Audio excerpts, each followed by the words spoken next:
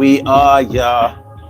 Yo, we duplicate stars, make sure that we are in the position to win. And I think I'm going to begin to do this thing. So I'm going to do a backspin, maybe even a cartwheel. I'm going to do this thing on the microphone to let you know how I feel. The spiel that I'm speaking on tonight. Yo, thought that Tyson could really win the fight. Was I wrong for thinking that he could pull it off? I know that he's hard back in the day and never soft. He's still the baddest man on the planet. And I think it gets better. I think he can do that thing. But let another day and time come on through, because tonight wasn't his night yet, and I saw it too.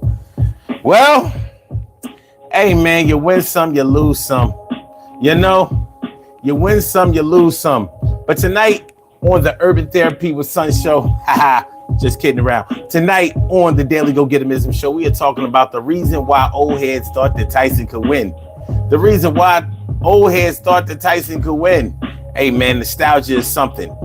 You know, when you remember things from back in the day, when you remember your celebrities from back in the day, you remember the things that you saw, you remember the things that you experienced, you remember the things that happened, and then you kind of expect those things to happen again.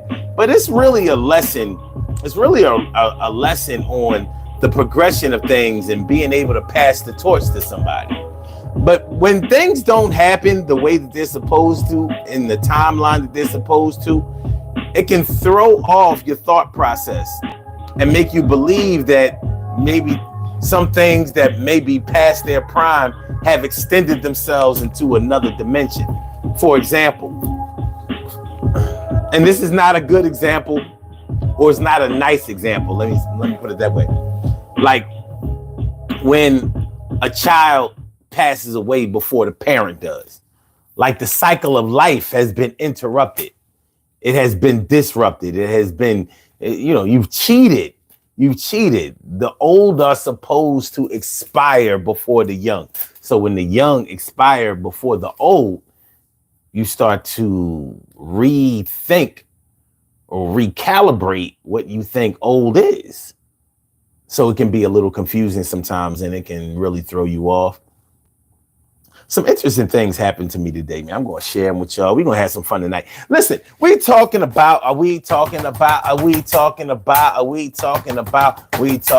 reason that we thought Mike Tyson could really pull this thing off hard? Yo, God, I didn't think that fight would be as boring as it was, but oh my God, cuz really thought it was going to be kind of hype, but oh my God, I ain't even I really thought it was going to be something, but yeah, I could have skipped and did nothing. But yo, the way it goes is the way it goes. You can't change the way it goes. Well, when it shows, it takes it to another place, and then the time it gotta rearrange the thing. Yeah, say my rhyme.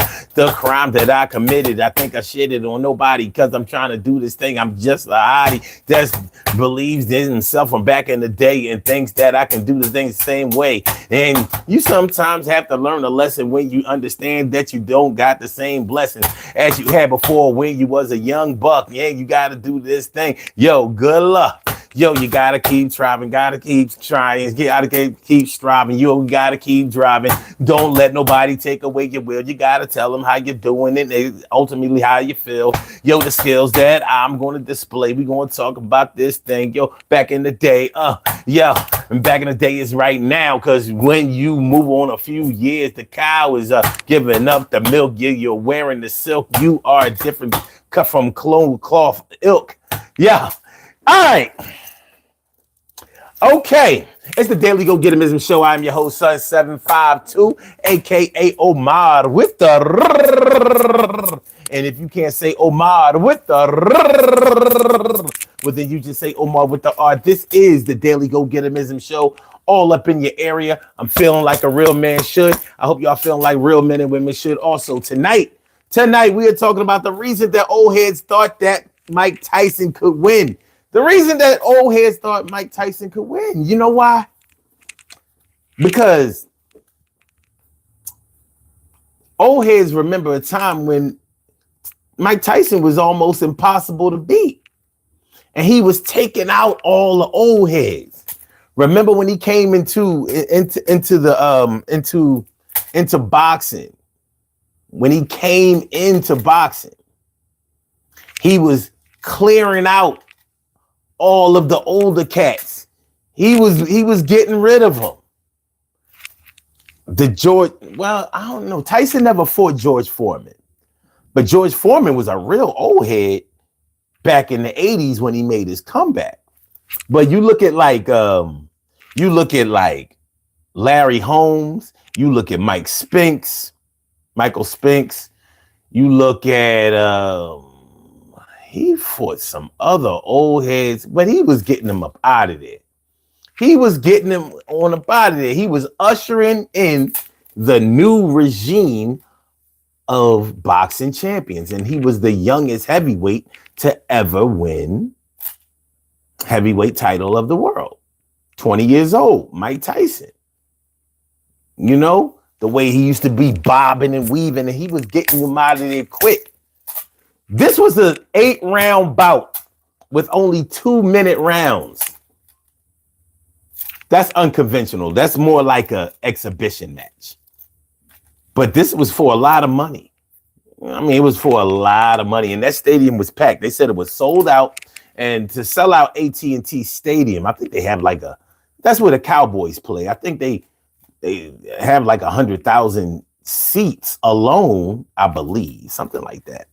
And then you have the floor that was full. So it was a star-studded event or whatever. And it was, we thinking because we saw the last time I saw Tyson fight, and I didn't remember that it was 4 years ago. I'm thinking it was only a couple of years ago, but it was during COVID. And he fought another old head in Roy Jones. So I'm thinking he looked actually pretty good when he fought Roy Jones. And I've seen him training since then. And Tyson he was looking sharp. It must have been a while. It must have been a good while since I've seen him train, because he looked old tonight. And I don't mean just the way he moved. I'm not talking about just his physical presence in the ring. He looked old. His face looked old. He looked like an older man. He looked like somebody who used to get busy but needs to not busy himself with that anymore. That's what he looked like. All I'm saying, I ain't trying to dish him, because Tyson is 4 years older than me. But one of the hardest things for an old head to do is to be able to call it quits. They struggle with calling it quits, staying in the game way past their prime. We've seen it happen in all kinds of sports. Tom Brady stayed in football just a little bit longer, maybe at least 1 year longer than he probably should have. Even though I don't buy the story about his wife leaving him because he didn't want to retire and be home with his family. I don't believe that.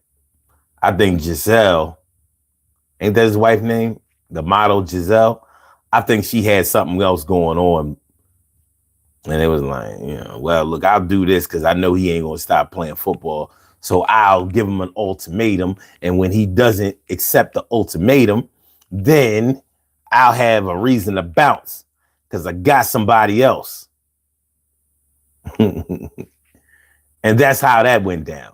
What's up, man? What's up? Let me say what's up to all my peoples coming through here.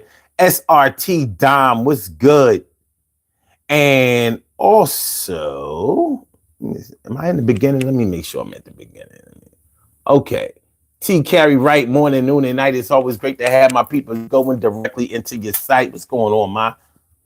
SRT Dom says fight was ass. I have no fight against you for saying that, because you're saying what everybody else has to be saying, and it's an undisputable fact.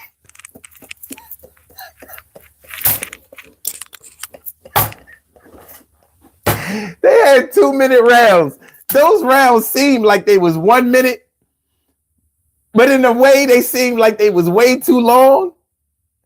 Because I'm thinking yo, so Tyson he ain't swinging. He's obviously not going to score a knockout. Is he going to get knocked out? it was stressful. Grow it up 904. What's good? What's good? Thanks for coming through. Appreciate you. And Easy BCLS. Do you like John Mayer? I don't have an opinion. I can't say I'm a fan. I'm not a hater. I don't have an opinion. Emily Dunlap in the house. I said it. Emily, what's going on, man? And she says, me, I'm people. I really thought they was going to key him win or see him win. I don't know. Same way I'm thinking Mahomes taking the Chiefs back to the Super Bowl, but iced. Man, what are you doing? I can't read this mess. But I've missed, but I don't. So what do I know? I don't know. I don't know nothing from reading. I try to read that. You got to do that over. All right. Seka Sala, my people. Seka Sala was good. Says an old head that can fight great against a young dude that can fight. Okay, will usually win. I mean, I thought he would beat him. I'm not used to betting against Mike Tyson. I've never bet against Mike Tyson, no matter who he fought. Both of those Evander Holyfield fights, I had Tyson. He lost both of them, but it was unbelievable to me. It was like, something is wrong. He is not supposed to lose to Evander Holyfield. It took me a long time to accept that Evander Holyfield was as good as he was. A really long time. Like, I was like, he all right. He's not a real heavyweight. He was a cruiserweight fighting in the heavyweight division. But he had a hard head, took a lot of hits. I mean, Evander Holyfield took a lot of punishment in his career. So for him to still be standing and talking right and all of that, I'm like, well, how come Muhammad Ali could? Well, anyway. Sega Salah says, on the street, not in boxing, though. True. Chicken Dinner, what's good? Says, fight was rigged. You're not the first person I've heard tonight say that they think the fight was rigged. Because they just weren't throwing enough punches. I mean, all of that hype before, we waited a whole year. We waited a year for this fight. They was what weren't they supposed to fight all the way back in like April or something like that? Then they pushed it back all the way till tonight. And I'm like, after Tyson slapped him yesterday, and of course he pulled the punch on the slap. He didn't slap him full-handed, full body. And then, of course, honestly, you can't, because when you're boxing, when you're a boxer, your hands are registered as lethal weapons. So outside of the boxing ring, you could be sued for putting your hands on somebody because you was a killer, registered. But it just seemed like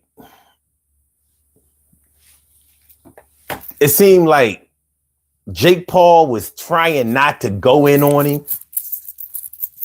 because he obviously could. I don't think Tyson would have had too much defense. His legs look weak. He didn't have the motion. And I'm seeing in here trying to I see him in there trying to shuffle. I'm like, you ain't got no bounce in that ounce, baby. But Dominic Jimenez, what's good? He said Tyson sold out. WWE was more real than that fight. They just wanted the bag.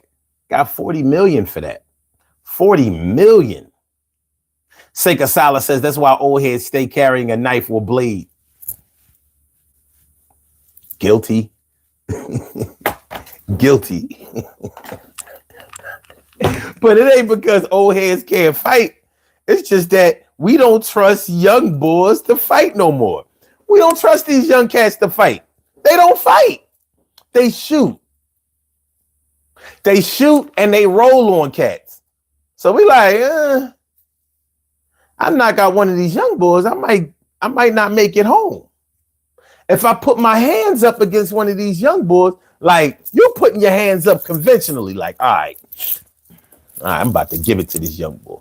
And he don't know how to hold his hands. He doing some shit like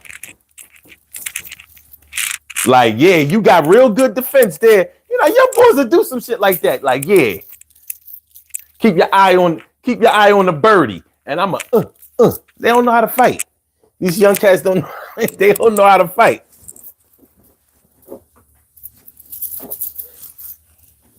So, yeah, him and all them other young boys might try to jump me. So my old head told me, and my old head was the one who gave me the knife. He said, get yourself a Kershaw. There's a Kershaw blade. See brand name. Kershaw.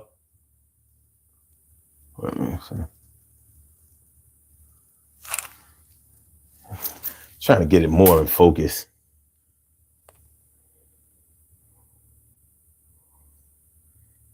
It's hard. Can't really get it in focus for some reason.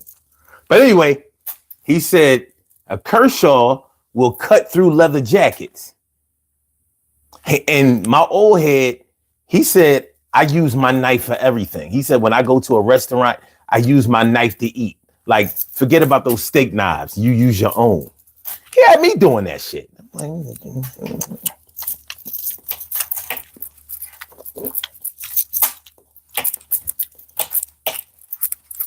But yeah, he said, carry the knife. He said, because these young cats won't fight you. They won't fight you. First of all, they think that you're too old to beat them. And once you start whooping their ass, then they either going to want to shoot you or they're going to want to jump you.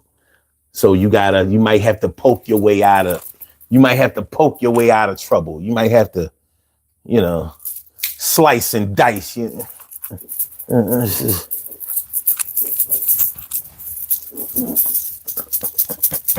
He said, make sure you get a Kershaw. That thing, no matter, he said that thing can cut through an Averex or a Pele. All right. Grow it up 904. What's good? Thanks for coming through. Spartacus, my people. Spart. What up? Everybody mad about this fight. Julia D says Jack won or Jake won. I don't think nobody gonna argue over that. But we just talking about why old heads thought that Tyson was gonna win.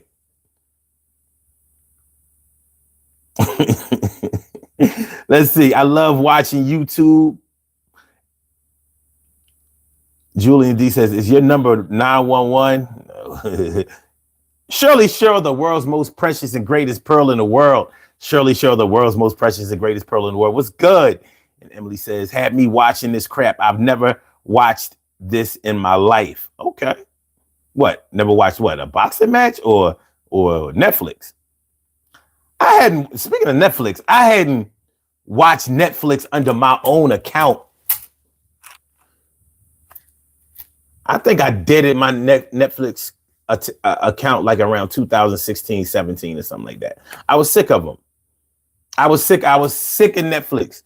I was sick of them going up and all of that. They kept going up on the price. I was like, man. My man Troy Diesel, Troy McNeil, my brother's in the house. What's up? He says, what's up? I knew it was bullshit. Great acting and choreography. I don't think it was that great.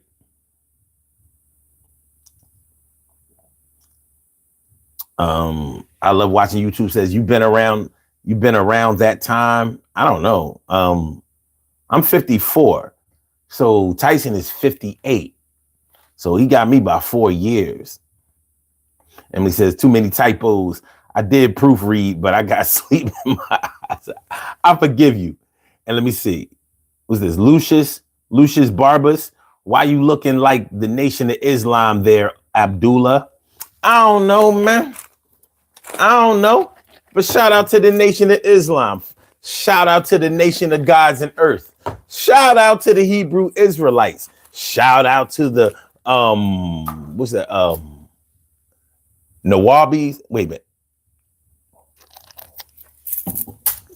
Nawabians. Shout out to all of them.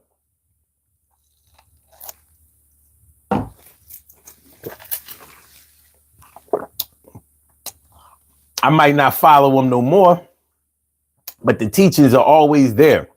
PNW Lens says Tyson was not the fighter he was 100 years ago. Then again, what fighter ever is, right?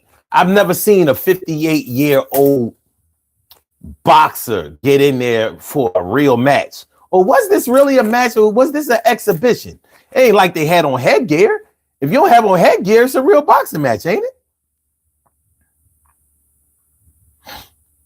No.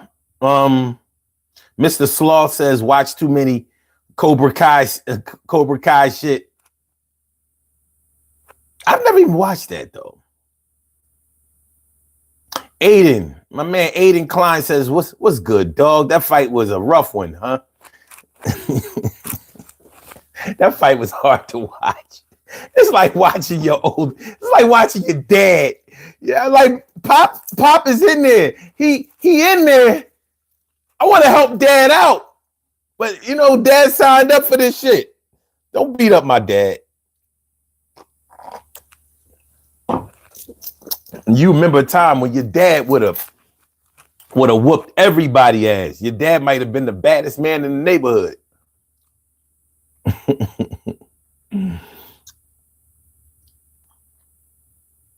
LOL. LOL says, what the fuck am I watching? I don't know. Close your eyes and tell me what you see then. Emily says, correction. Key him win equals let him win. Mahomes taking the Chiefs back to the Super Bowl. Can't argue out. Missed. I can't. This is worse than the first time. Anyway, Patrick Mahomes is young for a quarterback. He's still, he probably still has multiple championships ahead of him. It ain't easy to do, but if anybody's going to do it, it looks like it's going to be him. Joshi Shako says, whom do you like, Messi or Ronaldo? You know what? I don't follow boxing like that anymore. I really don't. Since the heavyweight division hasn't been what it used to be, I don't follow boxing. So I can't tell you. I haven't ordered a pay-per-view, nor going out to watch one, and I don't know how long.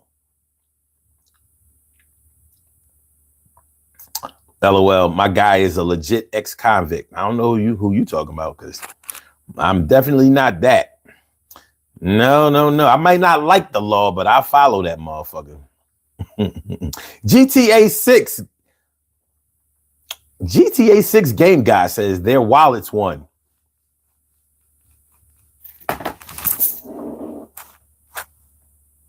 Three cheers for the bank.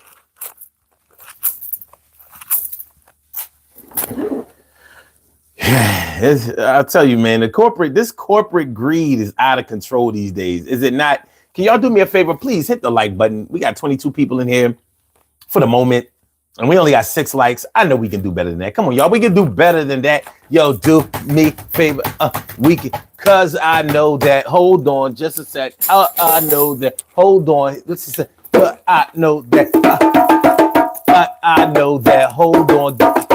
I know that. Hold on.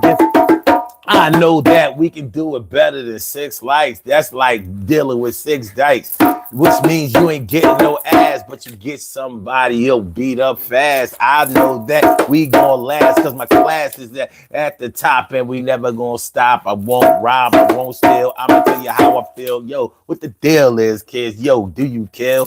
Do you make sure that people get eliminated? Do you do things? Yo, are you a hater? I hope you're not. I hope that you more like a lover, somebody that you could call a brother, because we get close, not close like on some romantic shit, but we make sure my man will hit you off with some other stuff because he protects and yo, come at your neck. Yo, do you understand the words that are coming up out of my mouthpiece? Yo, I'm just out. The heat gets kind of strong. It gets kind of high. Lasts long.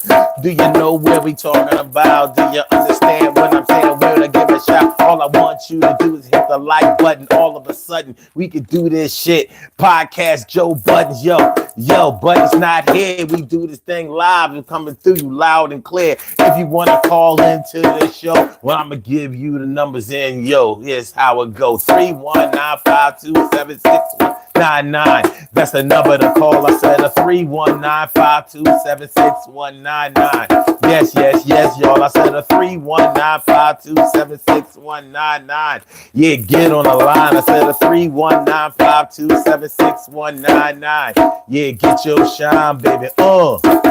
Get your shine, baby. Get your shine, baby. Get your shine, baby. 319-527-6199, baby. Call 319-527-6199. And I get you on the line. It's only audio. Only audio. It's audio. No video. You don't worry about nobody seeing your titties, yo. Everything is going to be y'all right when you call in, and I ain't going to rush you off the phone. I'm going to leave you alone. No censorship when you call in, but you got censorship here because Netflix don't play that shit. Actually, I meant to say YouTube. You know what are you talking about. You know what you looking into. But that's how we going to rock. Are we going to do this thing nonstop? Yo, I cock back and I let this thing go. I let it fly. 16 in the ass, 1 in the joint. You know how. All right, let's go. Let's go. Hit the like button. We doing a little bit better. We up to 10. All right. We up to 10. You know what I mean? I know y'all can do better than that, but it's a work in progress. It's a work in progress. All right. Okay, Emily, you say you never watched boxing before? Okay. My people's Art of Mind 559. What's good?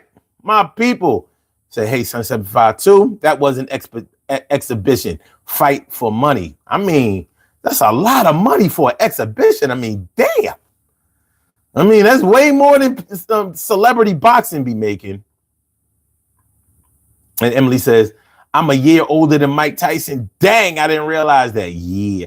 Queen Monica Davis. What's going on, Queen Monica?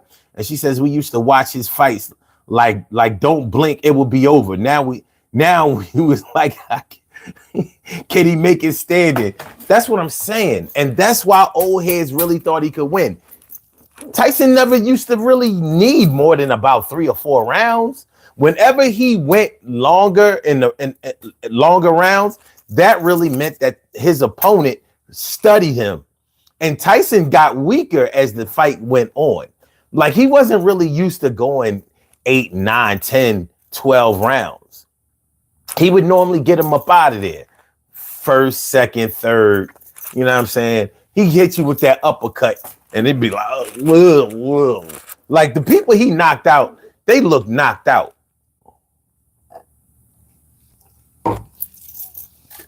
He would have cats looking movie style knocked out.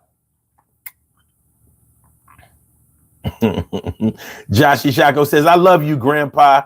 Thanks. Appreciate that, grandson. Artemide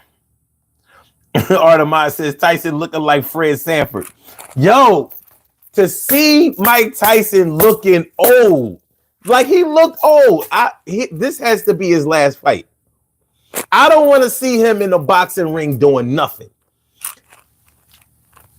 In fact, I don't want to see, because, you know, honestly, Mike Tyson has won. He has won. Out of all of his peers, he's the oldest boxer, oldest champion to still get in the ring at his age. So he's won there. And for the lifestyle that he was living, the way that he used to be, his attitude, the things that he's been through, it's more than a miracle that Mike Tyson is still alive. I don't think that we really thought Mike Tyson would get to be an older guy. And even though he's not a senior citizen yet, I don't think we thought that he would make it past 30, 40 years old. Or is it just me? I mean, because Tyson, he was very troubled. He would get in trouble with the law. He would get in trouble on the streets. He would get in trouble with women. He had a really bad temper, and it didn't just manifest itself in the professional ring. You know what I mean? He was known. He remember when he fought Mitch Green outside in Harlem. He fought Mitch Green, who he had fought in the ring. Now Mitch felt like he beat Tyson. He did. It was a good fight. If you actually go back and watch the fight between Mike Tyson and Mitch Green, you can go on YouTube and look up the fight. Mitch Green gave it to him. He fought him. And they gave Mike Tyson the decision. Or was it a decision or was it a TKO or whatever? But Mitch Green felt like he could beat him. And he approached Mike on the street in front of Dapper Dan's. Now, Dapper Dan was the tailor in Harlem, New York, that used to make all of the Gucci suits, the Fendi suits, the MCM suits, back in the day in the 80s. And Tyson used to go to Dapper Dan's shop, pull up in the Rolls Royce and just hang out. The Dapper Dan's shop was the place to be. He in there making clothes and basically turning the place into a speakeasy. So the who's who, all of the rappers that was getting money, because a lot of rappers used to sell drugs back in the day, even though they never, like some rappers that sold drugs back in the day never get questioned about it. Like Eric B and Rakim, like, oh, so nobody is going to ask why Rakim never did a collabo, never did a feature with any other rapper in his heyday. In his prime, there are no songs featuring any other rapper and Rakim. Rakim didn't used to do interviews.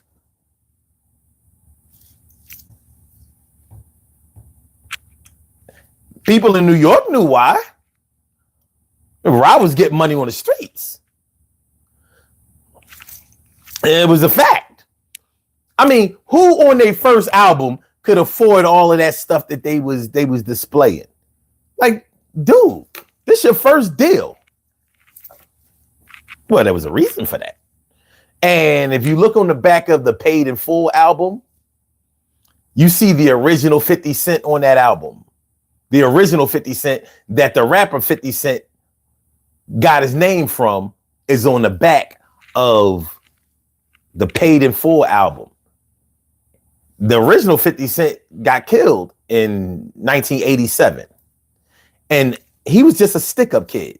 He was a short dude, maybe like 5'7", something like that. And he used to just stick up rappers who was getting money and drug dealers. He was a stick-up kid. And then somebody murked him. May he rest in peace. Because, I mean, the way they be glorifying this cat, like, oh, yeah, he was a real one. I'm like, you going to glorify the stick-up kid? I can understand you glorifying the dope boy because he's creating jobs for people. The stick-up kid takes the money that you made on your job. But anyway, he fought Mitch Green out in front of Dapper Dan's, and he like damn near separated Mitch Green eye socket. That like evidently Mike Tyson was as good on the street as he was in the ring. Oh man! All right. Okay. Seka Sala says Lou Gossett would have beat both of them dudes. The Lou Gossett and Officer and the Gentleman might have. Audemars says our expectations were too high on this fight. I think they were. I swore up and down that Tyson was going to win. But I'm going to get into some deeper reasons of why we really thought that he had a chance. Because I think there's a deeper reason. Really. Emily says, Ishi, they want us to believe that he was sad on camera, but off camera, he's happy counting his dollars. Now, Tyson don't like to lose. He has evolved a lot, but he don't like to lose.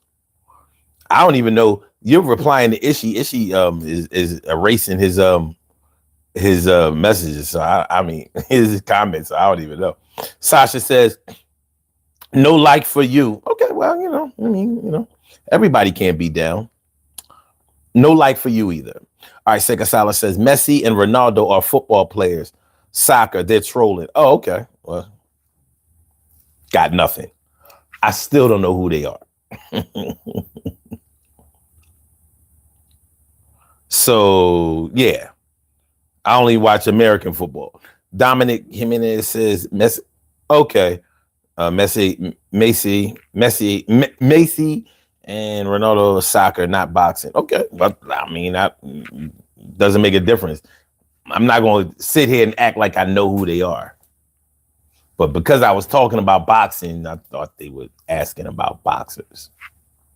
Silly me. I saw it.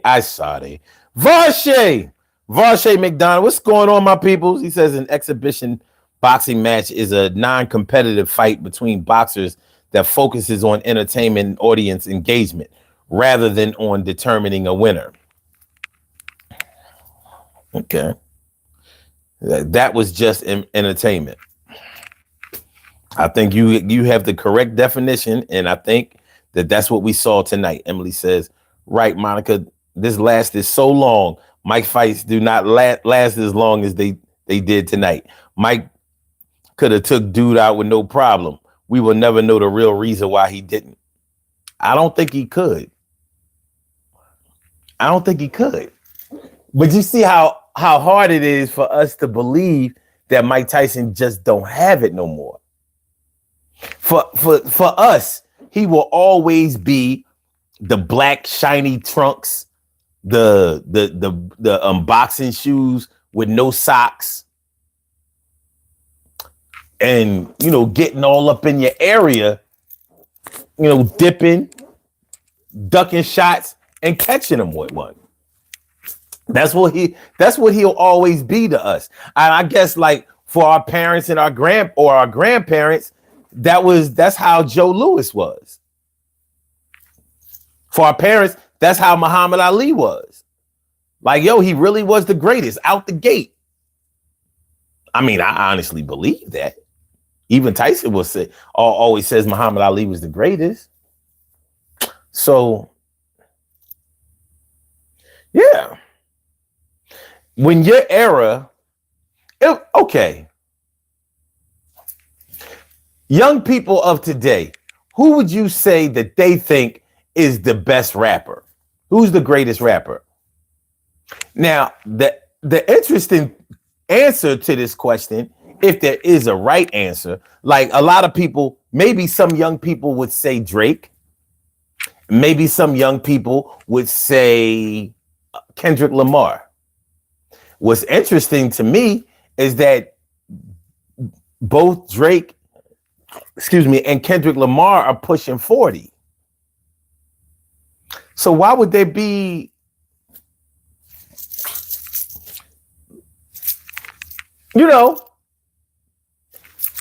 our favorite rappers, or who we thought rapped the best, were our peers when we were growing up. So even though we knew how good the Treacherous 3 was, Grandmaster Flash and the Furious 5, all of the older groups or whatever, but they weren't us. So when rap started to get into its golden age, with the LLs and the Run DMCs and the KRS-Ones, the Boogie Down Productions, the Big Daddy Kanes, the Cool G Raps, the Juice Crew. Those were our favorite rappers. The old heads, they paved the way, but they wasn't styling. They wasn't rocking the mic like these cats do. The next wave, the Jay-Z, the Nas's, even though Jay-Z should have been in the original, Jay-Z was born in 1968. He really should have been one of those 80s rappers, but he didn't get his shine till the 90s.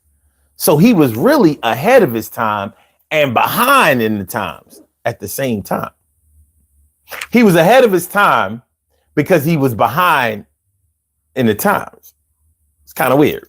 So I'm asking that question because I'm trying to put together a connection between why we think that Tyson will always be that knockout artist. In our mind, he's still got it. Just for being able to condition himself well enough to be able to step in the ring and compete. To us, he's still able to score that knockout. But he's not. I don't think he is. I think it's a wrap. But who would be the young people today, like these Generation Z rappers? Who would be the best rapper to them? Tech Nine? Is he even a good rapper? I don't know, man. I ain't like his shit. Magnolia says, hands down, Fat Boy so nice. Magnolia, you should be able to answer this question. This is your generation. Who is the best rapper in this generation? Who's the best rapper?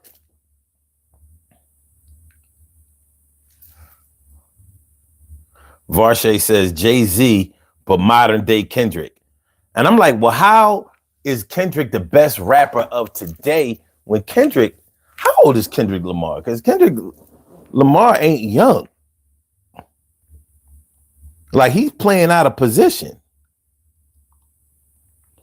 How old is Kendrick Lamar? Kendrick Lamar is 37 years old. 37. Like, when I was 17, 18, 19, and we thought MC Hammer was old, we thought MC Hammer was over 30. That's what we thought. We didn't know that MC Hammer was only 27. We didn't know that shit. We ain't know. We ain't know. We thought he was in his 30s. And we was like, my grandmom liked MC Hammer. Like, all that dancing, all that energetic shit is cool, but nah, Hammer was not a good rapper. He was a good artist, but he was not a good rapper. You know, all that shit, you know. But yeah, no way that we would let somebody who wasn't one of us be labeled as the best. So I think it's interesting that today's generation might look at Kendrick Lamar like he the best thing. No Young Thug, no Lil Nas X, no insert rapper that's probably on trial, you know, caught a body, drill, whatever. You know what I mean? Like, no? Migos? No? Future got to be pushing 42. Future probably pushing 50, to be honest with you. He was part of the Dungeon family. Future been out a long ass time, dog. Let me see. How old is Future? Future is 40 years old. He a whole 40. I ain't letting no 40-year-old be the best rapper of my era. No. When we were saying that LL was the best rapper, LL was only a year or two older than us. No more than 5 years older or younger. We not letting nobody 10, 12, 15 years old be the best. Like, no. We can't do it. We ain't saying you can't rap. We ain't saying you ain't good. We're not even saying that you ain't great.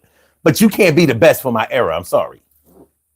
My man's over here bust you down. Go ahead, spit that shit, dog. Go ahead. Yeah, take him out. I got a girl, I can't get with you, but I split you in half and laugh while we chill and lounge with my bubble bath. Because there's an actual facts that my cuts are burning. They feel good up in them sluts. I mean, they feel good up in their butts and sluts are yearning for my erection. Is warm and form just like affection. Not trying to get burnt by these bitches, so I wear protection. Not all the time. I'm saying like some of the time. You got to put your faith in somebody. The bitch was a dime. You would have done it too if she was all up in you. I was all up in her, and some things did occur. And I had a baby 9 months coming in and spending. Yeah, my life ain't ending. Actually, it's starting. Actually, it's starting. I heard the pussy fart and I kept going because she was a hoe. And I know that I'm the one that was seeing. And I really like her. So that's where I'm being. All right. Anyway, this is why we think. Or we thought that Tyson was going to win. You know, we holding on to some nostalgia.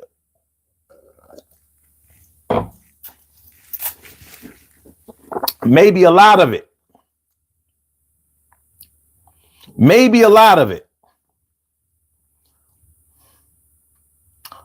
Black everything says, tell Jake to fight Deontay Wilder.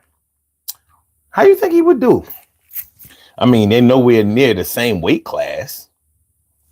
So there's that. Who would have thought those females that was fighting would be better than Tyson? Them bitches was beating the shit out of each other. Dog. I was like, yo, I don't like female boxing, dog. I'm not going to hate. I mean, I'm not going to hold you. I don't like female sports, period.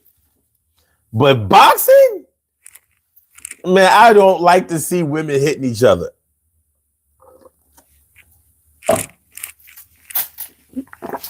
And they was bashing each other's skulls. Oh man, the Puerto Rican chick wanted to win so bad. I felt bad for her because she really won. She won. But that white chick, I don't know. It's debatable. It's debatable. Fayez Muhammad says, why don't Jake call out Brock Lesnar for boxing? I don't know. Can Brock Lesnar box? I mean, you're already in a fake sport. I don't know. Varshay says, Jake Paul came out flashy and Mike came out humble. It was an exhibition. Yo, that's, I was thinking like, well, Mike coming out humble, as you said, I thought like, yo, he must be ready to knock this cat's head off. GTA 6 game guy says Tyson wasn't even throwing punches. I think he was just waving to people in the crowd. You're not lying. But it seemed like he didn't want to get hit. So it seemed like Tyson was scared to go in. And we're not used to seeing Tyson not just go in head first. Keep his head moving so you can't hit it and catch you with one of them, catch you with a hook or an uppercut and end your life for the night. Black Everything says Tyson got orthopedic shoes now. Look at his white shoes he wear. Jake need to fight a real fighter like Deontay Wilder. All right, so I see y'all on that Deontay Wilder thing. Emily says, I don't think he could win. I know he could have won. I think I don't know what the problem was tonight yet, but I'm on the case. All right, you let me know. Cody Weaver says, like you. I don't know. JYO or Gio says, I'm convinced that there was a clause in the contract that they couldn't harm each other and that victory should go to Jake.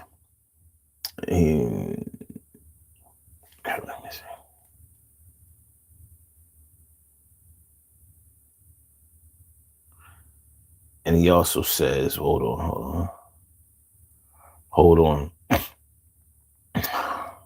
Oh shit. Wait a minute. He says, Tyson didn't look like he wanted to be there. He stood his ground well, but he ignored Jake putting down his defense. And we're not used to seeing that. And he also says he didn't push at all. Jake would push sometimes and jump back. No way that was all of Tyson. He was muzzled by the contract. Made his bag though. And I hate the fact that we gotta concentrate on the money. I mean, money is watering down all the sports.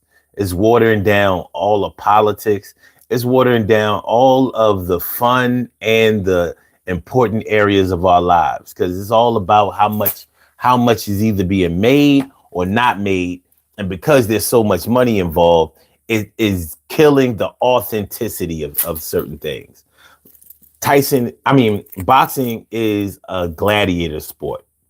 It's not supposed to be, you're not supposed to be pulling punches and running or chasing. You go toe to toe. Let's get it on. You use your defense to your advantage, but you don't make it, you have to make it look interesting. I really thought that people was going to start to boo. And I was surprised that they didn't. I thought I heard it coming, especially when the later rounds came and they realized like, yo, these are only 2-minute rounds. There's only 8 rounds and we already up to the 6th round and ain't shit going on here. I thought they was going to start booing. And did you notice when they gave the 10-second signal, when you hear that,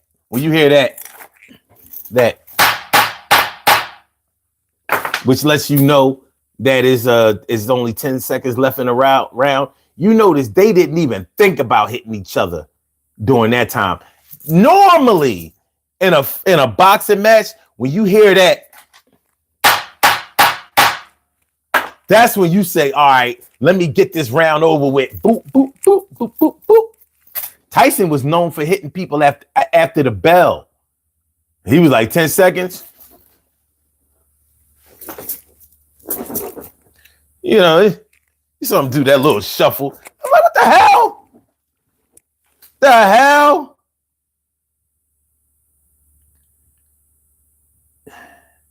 GTA 6 says, it's crazy to think that you can almost count on both hands the amount of punches Tyson threw. Yep. Gio says, sad fight. It wasn't pleasant to watch. Love Rakim, though. Everybody loves Rakim. And this is going to be unpopular, but I really think he was overrated because people always try to say he was the greatest. And I'm like,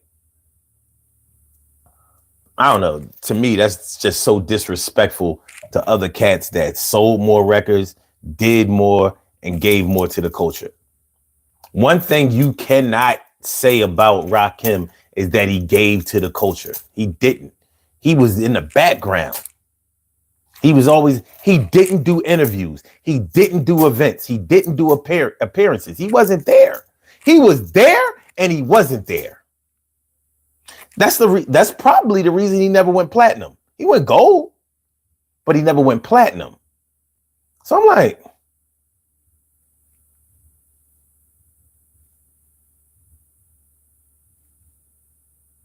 all right.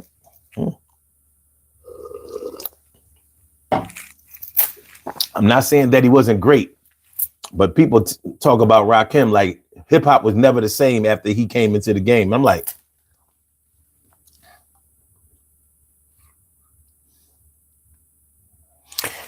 Rakim changed the game.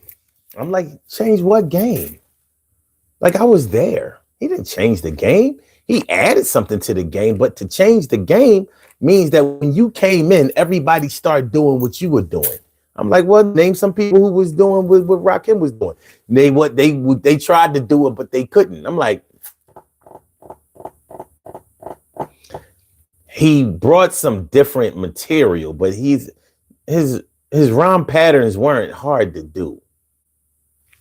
Like, I came in the door, said it before. I never let the mic magnetize me no more, but it's fight me, bite me, invite me to rhyme. I can't. Like, that's not that hard to do. Taking off my coat, clear my throat, but rhymes will be kicking until it hit the last note.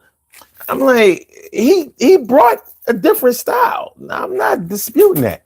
But to say that he changed the game, I'm like, no, he didn't. You want to talk about rappers, especially in that at that time that changed the game? There's a list. Run DMC changed the game. You can't deny it.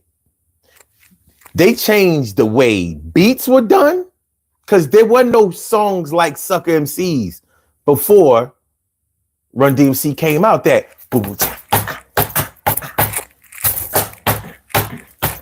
They ushered in the boom bap. There wasn't no boom bap in rap before them. They brought that. LL Cool J changed the game. Everybody was trying to rhyme like him, using big words in their rhymes. You know what I mean? Making records sounded like they was freestyling. That's what he brought to the game. Changed it when, even though they compare Rakim and Big Daddy Kane to each other a lot, I'm like, no. Everybody was trying to rhyme like Kane. They were. And if you don't think so, if you think about how many rappers was trying to do that, I said, I get near and dead, scared, and nothing here, there. That everybody was trying to do that shit. They was trying to do that. It's just a fact. It's a fact. That shit he was doing on Raw, especially when he did the symphony. And put a quarter in your ass because you played yourself. That kind of metaphor, like, you know. There's a Public Enemy. They ushered in all of that black power, the positive, that conscious rap.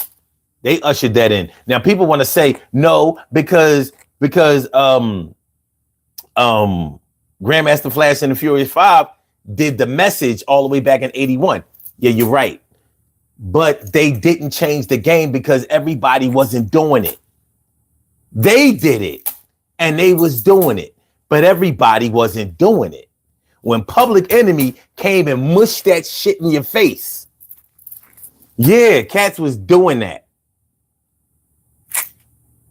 So, NWA absolutely changed the game. They weren't the first to do that gangster rap shit. And remember, they called it reality rap. The media started coming around and calling it gangster rap. It was called reality rap. They were just talking about the reality of things that they saw in their hood. And the shit was over a dope beat and they were dope rappers. What about Wu-Tang Clan? Wu-Tang definitely changed the game. But it's how they changed the game.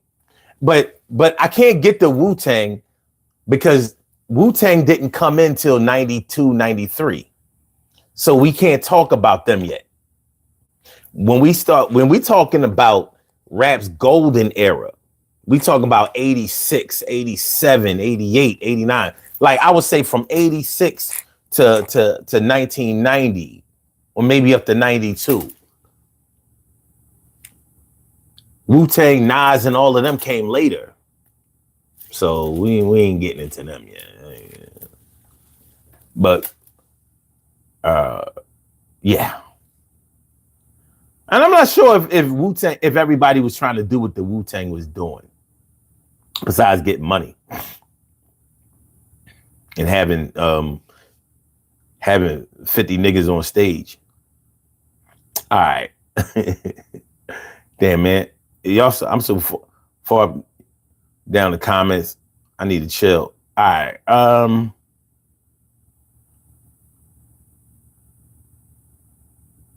Oh, damn, Troy, you want to lie? Okay, I got you. Troy says, oops, I'm sorry, I lied. KRS-One is a 2245. Okay. Yeah.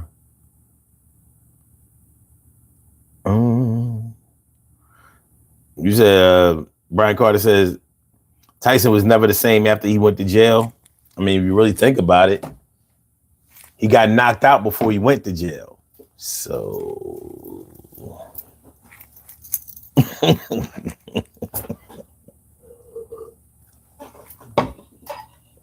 Was it jail? Or was it the fact that he got knocked off his crown?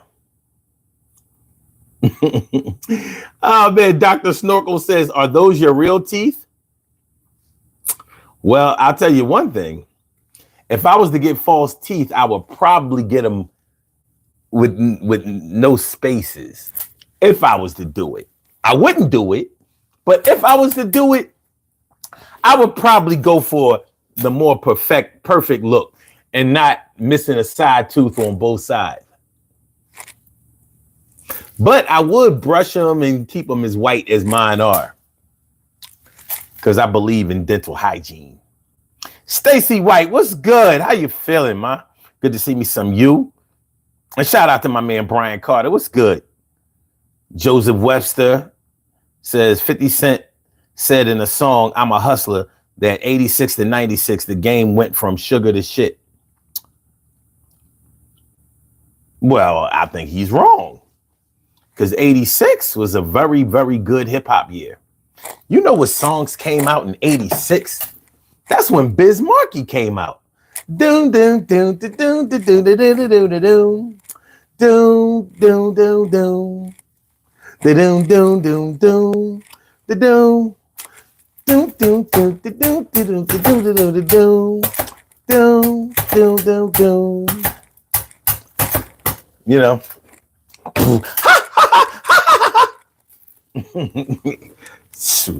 the Juice Crew was popping. Shan was popping. The Bridge came out in 86. South Bronx came out in 86. So that means that that Boogie Down Productions and the Juice Crew was going at each other at the end of 86 and spilling over into 87. 86 was actually a monumental year in hip hop. Eric B. and Rakim came out in 86. It did not go from sugar to shit. Actually, you could argue that that's when hip hop really started to come up and really start to, kick in the door and start to be recognized. You could. I mean, 87 and 87. Well, let's see. Run DMC got nominated for a Grammy and American Music Award and all that shit before they had a rap category. So they lost. And then LL got nominated in 87 and he lost because they didn't have a rap category. Then in 88, or was it 89, I think, well, Jazzy Jeff and Fresh Prince were the first ones to win a Grammy and an American Music Award because they had a rap category. And so they won with that garbage. Parents just don't understand. And boy, was that garbage. Speaking of changing the game, you know who changed the game? Slick Rick. When Dougie Fresh and the Get Fresh crew came out with Slick Rick, the Lottie Dottie in the show, everybody was trying to rhyme like Slick Rick. Nobody had ever heard nobody. Well, the rest of the world, I guess in New York, they probably was used to that. But the way Rick was putting it down, not just the storytelling, but the way he was rhyming. We hadn't heard that before. With or without the human beatbox, because he didn't really need Dougie. Dougie kind of needed him, but Doug can rock a show by himself. His human beatbox skills are impeccable. Not that I think he's the best at it, but he might be the world's greatest entertainer for hip hop. Might be. Let me cue my man in. My man's is on the line. My man Troy Diesel on the line. Sorry for having you waiting. What's good, my dude? How you feeling tonight? Well, hey. No, it's not how I'm feeling. It's how you feeling. I'll ask you that first, son. Nah, because I just heard you sneeze. I need an explanation. No. I'm good, bro. I'm good, man. Blessed by what's up. Ain't taking no mess, trying to relieve some stress. Oh, man, I hear that. I feel that, too. But the Tyson situation, and then I'm going to go back to what you were talking about the rappers. Okay. One thing I can't stand is when these fighters that are legends go out there and do exhibitions and make our culture, make themselves look like shit. Mm. You know what I mean? What they're doing is, even though they're getting a bag, they're making that white boy look like he's a hell of a fighter when he's not. Every fight he didn't even fight a real boxer until he fought Tyson tonight. He was supposed to fight Rahman's son, Hassan Rahman's son, but Hassan Rahman's son supposedly got hurt or hurt himself training. Okay. That's why he fought Tyson. Okay. You know, but had Tyson was able to beat Tyson, there's no doubt in my mind Tyson would have fucked that young boy up. I have no doubt about it. Even an old Tyson. Mm-hmm. See, even with me and you, we both carry around knives, but it's just in case we have to use them because at the end of the day, we fuck these young boys up.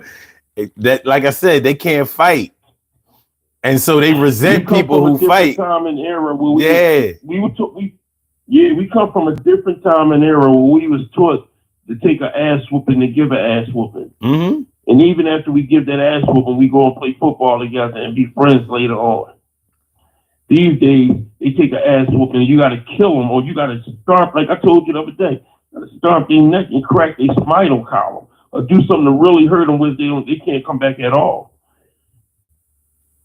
You know, but that fight tonight, I knew it was going to be some bullshit behind it because there's no way in the world, at the way Tyson trains, even at this age, and if you see how shredded he was at this age, one Tyson punch would have took that boy out. Yeah. So Tyson got 20 million to look just to say he took an L to this young boy. Mm-hmm. That's the same shit Floyd Mayweather be doing, going around doing exhibitions and making boxing look bad.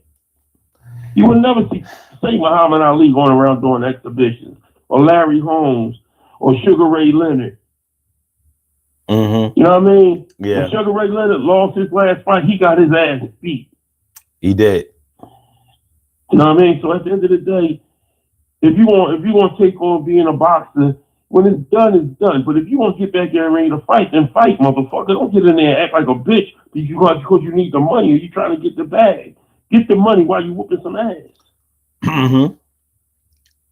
You know what I mean? Because now what you're doing is you putting this guy on a pedestal like as if he belong in there.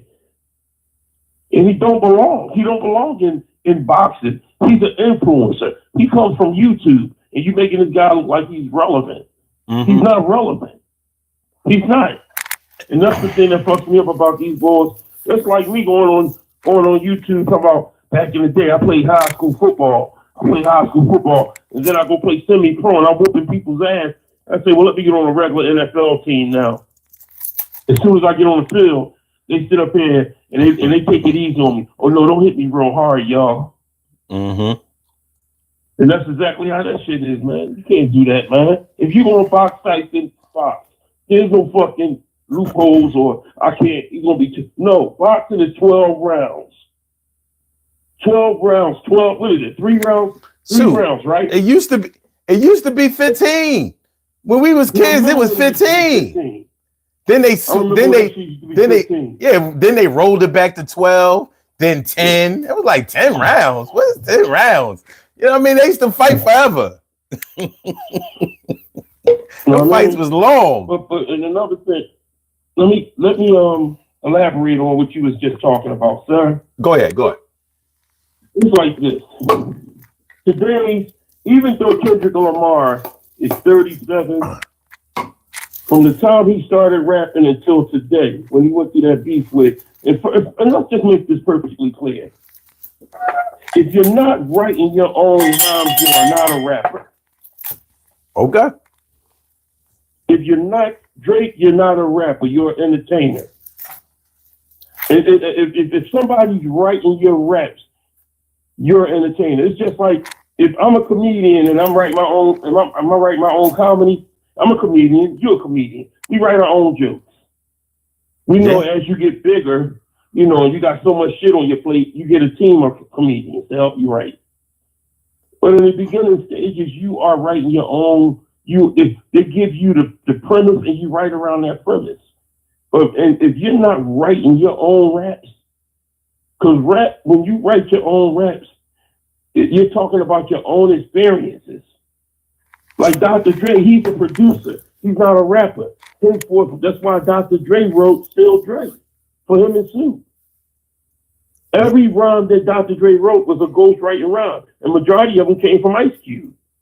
Well, no, only when he was with NWA. NWA. When he was with Snoop wrote them. DOC wrote some. Yeah. EOC wrote some. Ice Cube wrote some. But at the end of the day, these are not rappers. I'm never going to give Drake the position of saying he's a rapper. Look, you're a hell of an entertainer. You're a hell of a singer. Mm-hmm. But until you write your own shit, and and when I read the credits, it say Aubrey Graham, mm-hmm. and it's all you, mm-hmm. other than a producer. There's nothing like that. Now, Kendrick, in this age and time, Kendrick is the best rapper I can put up there, and even his skills is more relatable to an '80s rapper. And what makes him better is that he's throwing out double, quadruple entendres that you gotta sit there. In order for you to really understand what Kendrick's saying, you gotta listen to that shit 2, 3, 4 times. And every time you listen to him, you're getting something new. Kendrick Lamar is the son of KRS-One. And the father of KRS-One is Gil Scott-Heron. Because the political rap, it wasn't so much Public Enemy, that Fight the Power was already there. But when Scott LaRock got killed, KRS-One became political. That's where the Stop the Violence movement came in. That's where By Any Means Necessary came in. Because Criminal Minded pretty much was somewhat of a gangster album. A gangster rap album. It was. It definitely was. He wasn't even thinking about writing that way until Scott LaRock got killed. Yeah, but if you listen from that point on, if you listen to all of KRS-One shit, the reason why I put KRS-One on top of the list of best rappers ever is because the genres that he wrote, that he started, there was not no type of reggae hip hop until KRS-One came up. That's definitely why I say that he changed the game. He definitely brought that. He definitely did that. He changed the game with that. He changed the game with political rap. He can make a hit with just a radio friendly song. And even when it's a political song like Black Cop, it's still a hit. You know what I mean? Because at the end of the day, he did all the genres before he started up. Like you said, he changed the game of rap. Rakim, no, it's not that he didn't change the game. He wasn't out there like that. He didn't put himself out there like that. I mean, shit. When KRS-One came out with fucking South Bronx, and he came out with the Bridge Is Over. Oh my God. Well, come on, man. I'll say this. The reason I say KRS-One changed the game was not because of his political stance or his consciousness in his rhymes. Because, yeah, just like you said, until Scott LaRock got killed, he wasn't rhyming like that. And he wasn't rhyming for that or in the interest of that. Mm-hmm. But Public Enemy already was. So because they were already doing that, and because KRS-One came out in '86, in the summer of '86. Well, I'm talking about as far as when they were called Boogie Down Productions. Yeah, he came out in '85, but he was doing something totally different. As far as Boogie Down Productions is concerned, they came out in '86 with him and Scott. He was doing some other things before then. But and good looking out and knowing your history. That's what's up. But we always used to talk about this. Oh yeah, no doubt. So, but the thing is, we always talked about rap. The thing is, Public Enemy pushed the envelope. They wasn't doing nothing else besides pushing the consciousness. You know what I'm saying? No, not like, really, son. Okay. Not really. How you figure that? First one, okay, go ahead. on their first one, Mm-hmm. yes. What was their first? What was their first song? No. That wasn't their first song. Their first one wasn't political. Their first one yes, it was. You know. Yes, it. What was their first song? Public Enemy #1. Exactly. And what was the who was the Public Enemy? They was talking about their group. No, they weren't. They was talking about the No. They wasn't talking about an enemy in that song. Yes, they were. About who they were. No, see. You see. So what you gonna make me do is do more homework now. Yeah, because I was so deep in this shit. I thought that they was calling themselves Public Enemy #1. But when I read the article, the story about them, and I think it was like Right On magazine or something back then, they was explaining they whole black consciousness stance. And they were saying that the Public Enemy #1 was the black man. That's why they had the crosshairs and the target as they trademark, as they symbol. They were saying that the black man is Public Enemy #1, not them.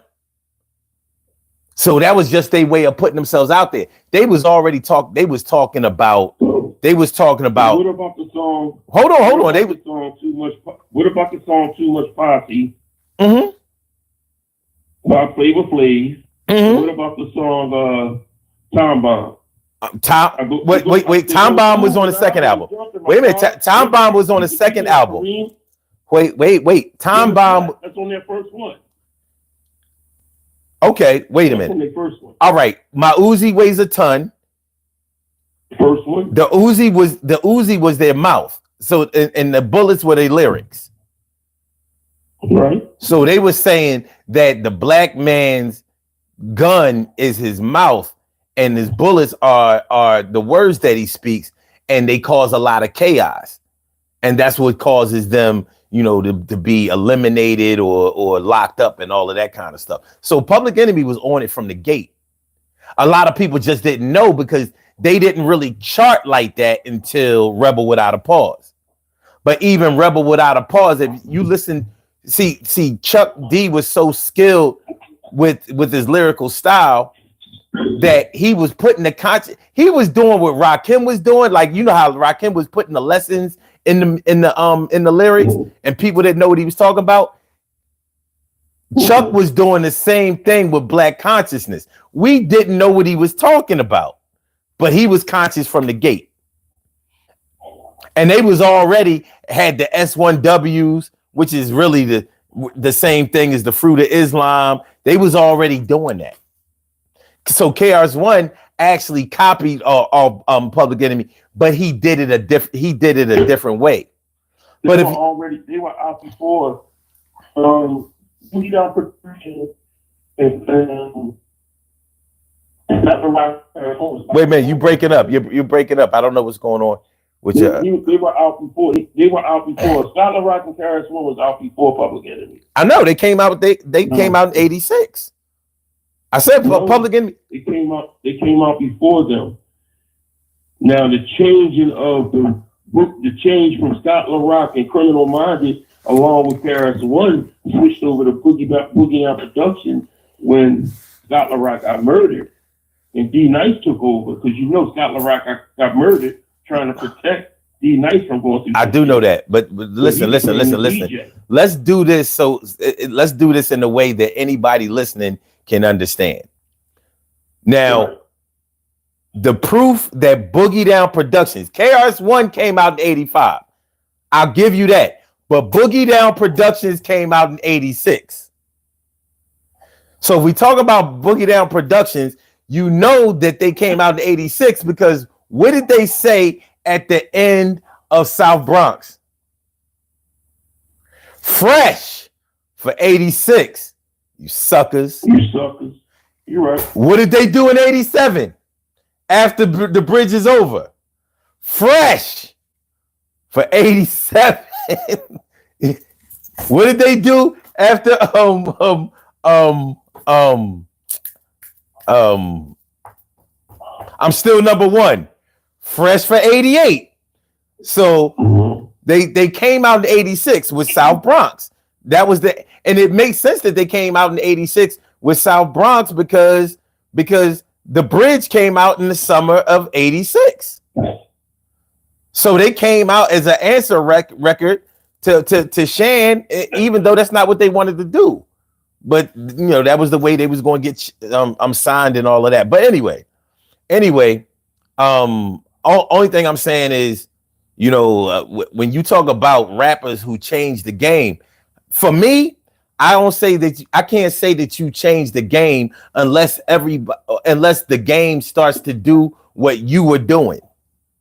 That's my only knock on Rakim. When people say that he changed the game, I'm like, he brought something to the game, but how many, like when I put people in the hold on. I agree with you 1,000% on that. But let me finish what I'm saying. When I challenge people to name some rappers who rap like Rakim, then they all stumped. I'm like, well, but you said that he changed the game. Well, you can name other rappers that rap like LL. You definitely can name other rappers that rap like Run DMC. You can name rappers that tried to rap like Big Daddy Kane. Even damn Kid and Play was rhyming, was trying to rhyme like in the pattern of Big Daddy Kane. But when so people want to say Nas was heavily influenced by KRS-One. I mean by Rakim. I'm like, so you mean to tell me when you hear Nas, when you listen to Nas, you feel like you listening to Rakim? Huh? I don't hear Rakim. I don't hear it either. But they say, and Nas admits that he was heavily influenced by Rakim. But I'm like, okay, a lot of people were influenced by Rakim, but did they rhyme like him? Because if they did, then that means he changed the game. But see, the difference between being influenced, you can be influenced by being the one that wanted to made you want to rap by hearing what they saying. And then you just went on and did your own shit. Or you can be influenced and try to copy. Like, let's just go with our comedy shit. Like Derek Gaines. He was influenced by Richard Pryor, and you can see the influence because his hand mannerisms, the way his voice would change like Richard Pryor. So you can see the influence. It didn't take him by being influenced. Being influenced don't mean act like the person. Being influenced means do what you learned. You heard what he did, and you did it better than that person, or he influenced you to want to rap. What I'm saying is, you know what I'm saying? Yeah. All I'm saying is that if you say that he changed the game, basically you're saying that he didn't change the game. I don't think he changed the game. Now people will argue that he did, but I just don't think I don't think he did. That's all. No, I don't think he changed the game. If you can, what I told my son was sitting up here talking shit about rap, right? And this, that, and other. I said, and he was listening to Kendrick. So I said, you know what? I'm gonna send you a song, right? And I want you to listen to it. I said to him, "You Must Learn" by KRS-One. And when I tell you, every time I'm around him at times, or even when I'm not around him, or I hear him in the car, he's playing "You Must Learn." 25 years old. Because in order for you can, if you didn't know shit about your history or your culture, you could put on a whole blueprint, your KRS-One blueprint, not Jay-Z blueprint, the original blueprint. Right. You can put KRS-One blueprint on, and when you hear that, that would tell you about your culture, that would tell you about your history, that would tell you about who you came from, who we are, everything. You can't, there's not a rap album today. The only person that can be in the same level of KRS-One, and that's Kendrick Lamar. And the last album was Mr. Morale and the Big Steppers. So I've been listening to that shit since this rap battle with Drake. And when I'm telling you, the bull was on that point. He's on that point. I think you might, even though I really like KRS-One, I think you are overstating his impact in hip hop a little bit. Oh. Well, he never went platinum. Oh. I mean, you know, he couldn't go platinum. Why not? He couldn't. Why did he was on the same level? He couldn't go platinum because he was on the same level as Public Enemy. Well, they went double platinum. He's on the same political level as Public Enemy. They went double platinum. Listen, Fight the Power was enormous. They went double platinum before that. Yo Bum Rush the Show did not go double platinum. It went gold. No, that went gold. Right. It Takes a Nation of Millions to Hold Us Back went platinum, and Fear of a Black. And why did that go? Or what made it go platinum? Because it was shit. The shit was dope as hell. No, what made it go platinum was the opening credits to Do the Right Thing. No, Do the Right Thing. The movie Do the Right Thing came out in '89. It Takes a Nation of Millions to Hold Us Back came out in '88. But on that 88, on that Fight the Power wasn't on that. Fight the Power. Right. Fight the Power wasn't on that album, son. It wasn't on that album. You have to look that up, son. I'm telling you. You have to look that up. You know what was on that album? Look that up, bro. Don't Believe the Hype was on that album, not Fight the Power. I need you to look that up for me, son. Listen, the album came out in '88. The movie Do the Right Thing didn't come out until '89. That album was over when Fight the Power came out. Fight the Power was a single. I'm telling you. You got to trust me on this one. Fight the Power was not on. If you remember, It Takes a Nation of Millions to Hold Us Back. Every song segued into a skit that took you to the next song. It was like a continuous album. Now, where would Fight the Power come in on the track list?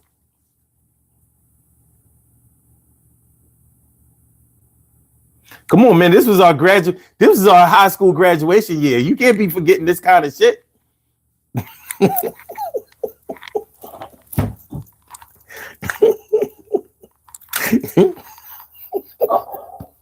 Now I think they put Fight the Power on the next album, which was Fear of a Black Planet. I think they put Fight the Power on that. It wasn't on Fear of the Black Planet. Fight the Power was on that album that you just said. I'm telling you that. Look it up. I'm telling you it wasn't. I'm telling you. Fear of a Black Planet. The number one song off of that was Welcome to the Terror Dome. Okay. That was the first song off of that. Yeah, you're right. You're right. But Fight the Power was a single. It wasn't on the album. Just like, did you know that Rebel Without a Pause was a single too? That wasn't on the first album. It wasn't on there. That's when they really started to blow, when Rebel Without a Pause came up. It was a single though. It wasn't on the album. Now, what they can do is they can go back and put it on albums, but it wasn't on there. But anyway, when you talk about changing the game, you know, there's certain aspects you have to look into. But no, KRS-One had no excuse for not going platinum. He didn't. He had bona fide hits. There's no reason that everybody else was going platinum and he wasn't. But then again, I mean, gold was a good standard for a lot of rappers at that time. Because KRS-One, Big Daddy Kane never went platinum either. And neither did nor the EPMD. They went. You know, EPMD sold 850 albums, 850,000 albums every album. So Strictly Business, Unfinished Business, all their albums had the word business in it, right? So they thing was we the $850,000 men. They albums kept selling 850,000, which was good because never went platinum. But because of the deal they had, the points that they was getting, you know, because they produced and they had publishing, so they was getting money regardless. Mm-hmm. But a lot of cats didn't go platinum. That you would have thought gold was the standard in them days. Well, it depends on how you look at it, because unless you're on the level of where LL was the first rapper to come out with a love song with "I Need Love," and that took that to a whole nother level. Everybody wanted to come out with the love song. That wasn't the first. That was with love song. That wasn't the first. That wasn't the first love song in rap. Which was the first one? Well, actually, he made he had "I Want You" in '85. Way before "I Need Love." He had on the album. He had "I Want You" and "I Can Give You More." That was on the radio album. But that's still not the first hip hop love song, because you could kind of credit Spoonie G with the song "Love Rap." I was riding down the street, and then I pushed my brake because I saw a fly girl to make me sugar and shape. So that's not a love song, bro. But it was called the Love Rap. It was called Spoonie G. You're talking about a mellowed out. You're right. You're right, but it wasn't "I Need Love." That's my whole point. "I Want You" came out in the spring of '85, and that song actually came out before. It came out before "I Can't Live Without My Radio." Yeah. So who's your top 3 or top 5? Man, we not doing this. But I'm gonna tell you this. I'm gonna tell you who's not in my top 5, because you're not gonna push me down this rabbit hole of top 5. Here's who's not in my top 5, and who ain't even in my top 10. Tupac ain't in my top 20. You know what I mean? Let's get that out of the way. All that overrated shit, I'm not doing it. You know what I mean? He wasn't that good. Why you won't put him in your top 10? Because he wasn't that good. He was a good artist, but as far as a rapper is concerned, who was Tupac going to beat on the mic? Like that hit 'em up shit got motherfuckers gas. I'm like, he wasn't no battle rapper. Are you crazy? Did you hear when him and Biggie was both at that block party? You know what I mean? Biggie killed him. But look, I understand what everybody liked about Tupac, but he was a fraud. He was born in Harlem, born and raised in Harlem, moved to Baltimore. Then at 17 years old, you go over to the Bay Area, and you calling yourself talking about California love? What are you talking about? He was over there for 5 years. Understand why he said I get around, because he moved to a lot of motherfucking places. Yo, he was a chameleon. Anybody who liked him, he became them. But I mean, one thing. So, wait. There's some other people who are not in my top 5. Biggie not in my top 5 either. Even though I like Biggie, but he wasn't in. He wasn't in my top. No. I'm gonna tell you why. I'm gonna tell you why he can't be in my top 5. Tell me why. You can't be in my top 5 and you weren't in the game 5 years. That's not true. That's too disrespectful. That's too disrespectful to those who've been doing it so long. Well, let me. So him and Tupac, neither him or Tupac were in the game for 5 years. Yeah, go ahead. Let me rebut what you just said. Go ahead. Seconds. Go ahead. Give me about a minute. Well, what makes me put Biggie, because my first top 2 is KRS-One and Biggie. Okay. And why I put Biggie number 2 is the relevancy of what he did. Because at the time when Death Row was taking over, no other solo rapper was taking on them but Biggie. The only other rapper was Craig Mack, and he wasn't battling them. He wasn't going against them. He was just part of the East Coast that was keeping the East Coast up.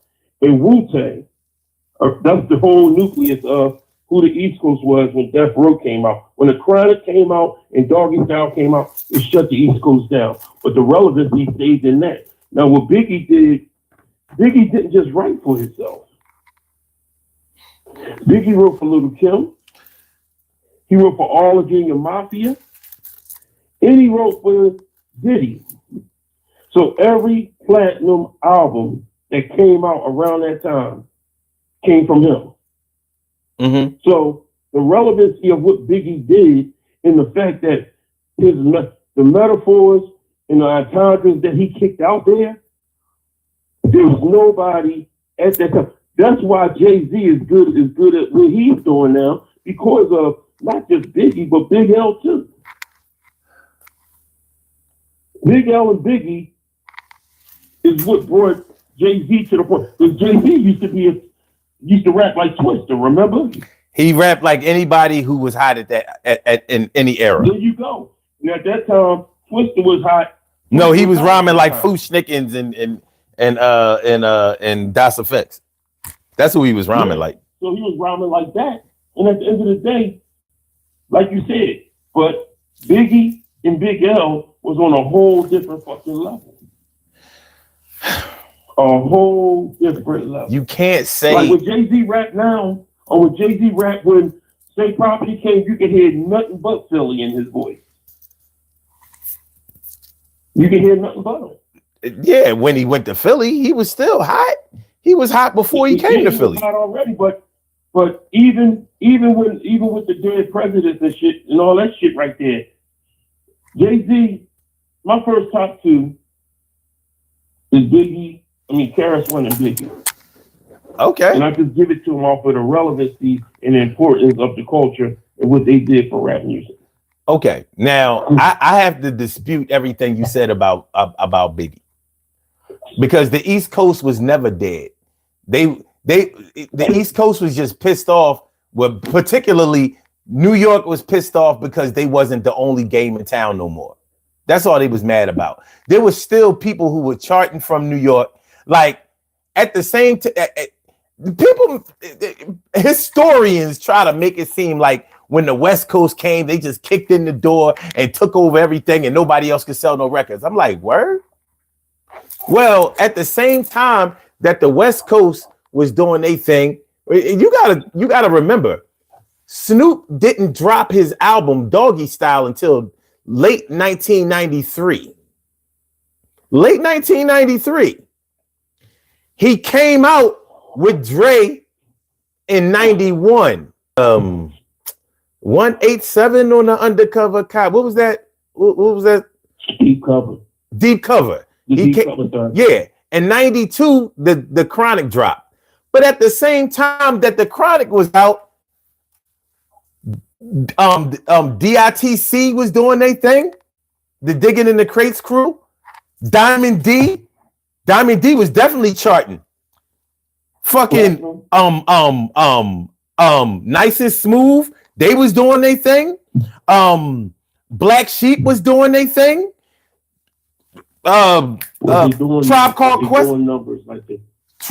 It doesn't matter. That's that one right there. The Tribe. Yeah, the Tribe. They didn't. The Tribe was doing their shit. The Tribe was gold up until Low End Theory, and that was it.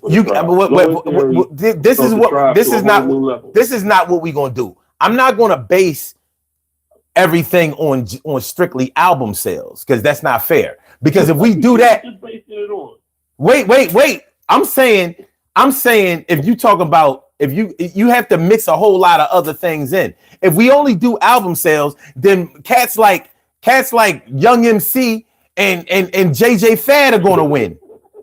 So we're not doing that. Vanilla Ice and MC Hammer going to win. So I'm not doing strictly album sales. I'm talking about your impact. I'm talking about your skill level. I'm talking about a whole lot of. We talking about hip hop. We can't just go straight to the money when we talking about hip hop. We can't do that. You know what I mean? Okay. So when the reason that I can't let Biggie in my top five is because like I said, he was only in the game for 5 years. He didn't have a chance to evolve. Like when you talk about KRS-One, I have to respect that in anybody's top five, because you saw what he did when he was younger. You saw when he did when he was a little bit older, and then you see what he's doing like now. We got 30 years, 30 to 40 years of KRS-One to speak about. With Biggie and Pac, they never had a chance to change. The way they came in was how they left. They only had 5 years. They never went to another era. We don't know what they would have been like after the era that they were in changed. We can see that with Wu-Tang. All of the members, we can see. We saw how they evolved. We saw which ones got stuck. It got stuck in 95 to 2000 and couldn't make it out, like Raekwon. You see Ghost made it. He transcended from the 36 chambers up to Raekwon's only built for Cuban links, to his own album Iron Man, to Supreme Clientele. You know what I mean? Fish Scale. Like, we saw the evolution. Same thing with with Tupac. Tupac dropped his first album, Tupacalypse, in 92, and Tupac was dead by 96. Although he made a lot of records, we don't see the evolution. We don't know what Tupac was outside when rap started to change. Like, Tupac and Biggie never made it to the bounce era. They never made it to the crunk era. They didn't make it. So we don't know. We don't know. That's the reason why they can't. In order for me to put you in my top 5, I have to see what you was doing when you came out, when things changed, how you adapted. You know, did everybody have to gravitate to you, or did you have to adapt to somebody else and still keep your own shit, like a LL? LL can claim every era of hip hop damn near. We talking about from 84 to 2024. 40 years. So anybody who leaves him out of their top 5, I'm like, I don't really, we can't talk hip hop. You know what I mean? We can't talk hip hop. He just dropped the album, a hit album with relevant material. So yeah, those are the reasons. I can't give nobody. You gotta have more than 5 years in the game. Biggie came out with his first single in 93. Party and Bullshit, and he was dead by 97. I can't do it. I'm sorry. Yeah, you did a lot within that time, but nah, I'm sorry. I just think I gotta agree to disagree with you on that one, because I go by the relevancy of what Biggie did at the time. And although the East Coast was still putting out records and putting out records at that time, Death Row was in control of the rap game at that time. No, they wasn't. East Coast, yes, they was. Yes, they was. Okay, so outside at that time. Okay, the outside of Snoop and Dre. Wait a minute. Outside of Snoop and Dre, who did numbers in Death Row?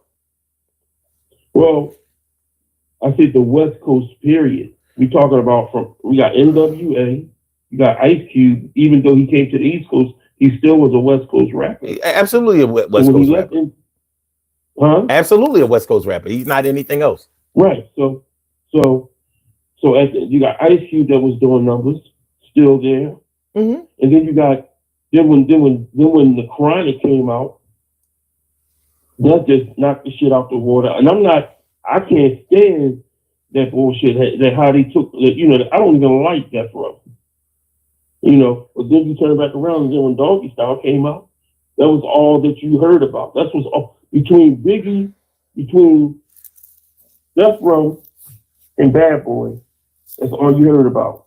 And the only reason why you heard about Bad Boy was because of Biggie. That's not true. Biggie. Who else was? People be hyping up. Wait a minute. People be hyping up Death Row like they was the bad. They weren't. You know what I mean? They had the Chronic. They had one album by Dre. They had one album. Well, they had two albums by Snoop. One album by the Dog Pound, and however many albums with Tupac, and that's when they were going out. People be overstating Death Row like it was. I'm not talking about the Tupac era. Fuck that shit. You can't talk about Death Row having that West Coast without talking about Tupac. He sold the most. I can understand that. I'm talking about By that time, Jay-Z was coming up. But Jay-Z was getting more fluent then. Nas was getting even bigger than just Illmatic. right. So, yes, now the East Coast was piling that shit up. Mobb Deep jumped in. All I'm So saying is there were a lot of other groups on the West Coast that was doing it. See, the thing is, our radio wasn't playing that shit. And that's how I know that the West Coast wasn't as strong as people try to make it seem. Like when you turned on our radio, you wasn't going to hear no damn DJ Quick. You wasn't going to hear no King T. You wasn't going to hear no Compton's Most Wanted. You wasn't going to hear no Paris. There was a lot of things, a lot of groups on the West that was doing it. But we going back and doing this revisionist history thing. We were still relevant on our side and in other places while the West Coast was getting strong. But it wasn't a total takeover. Just like when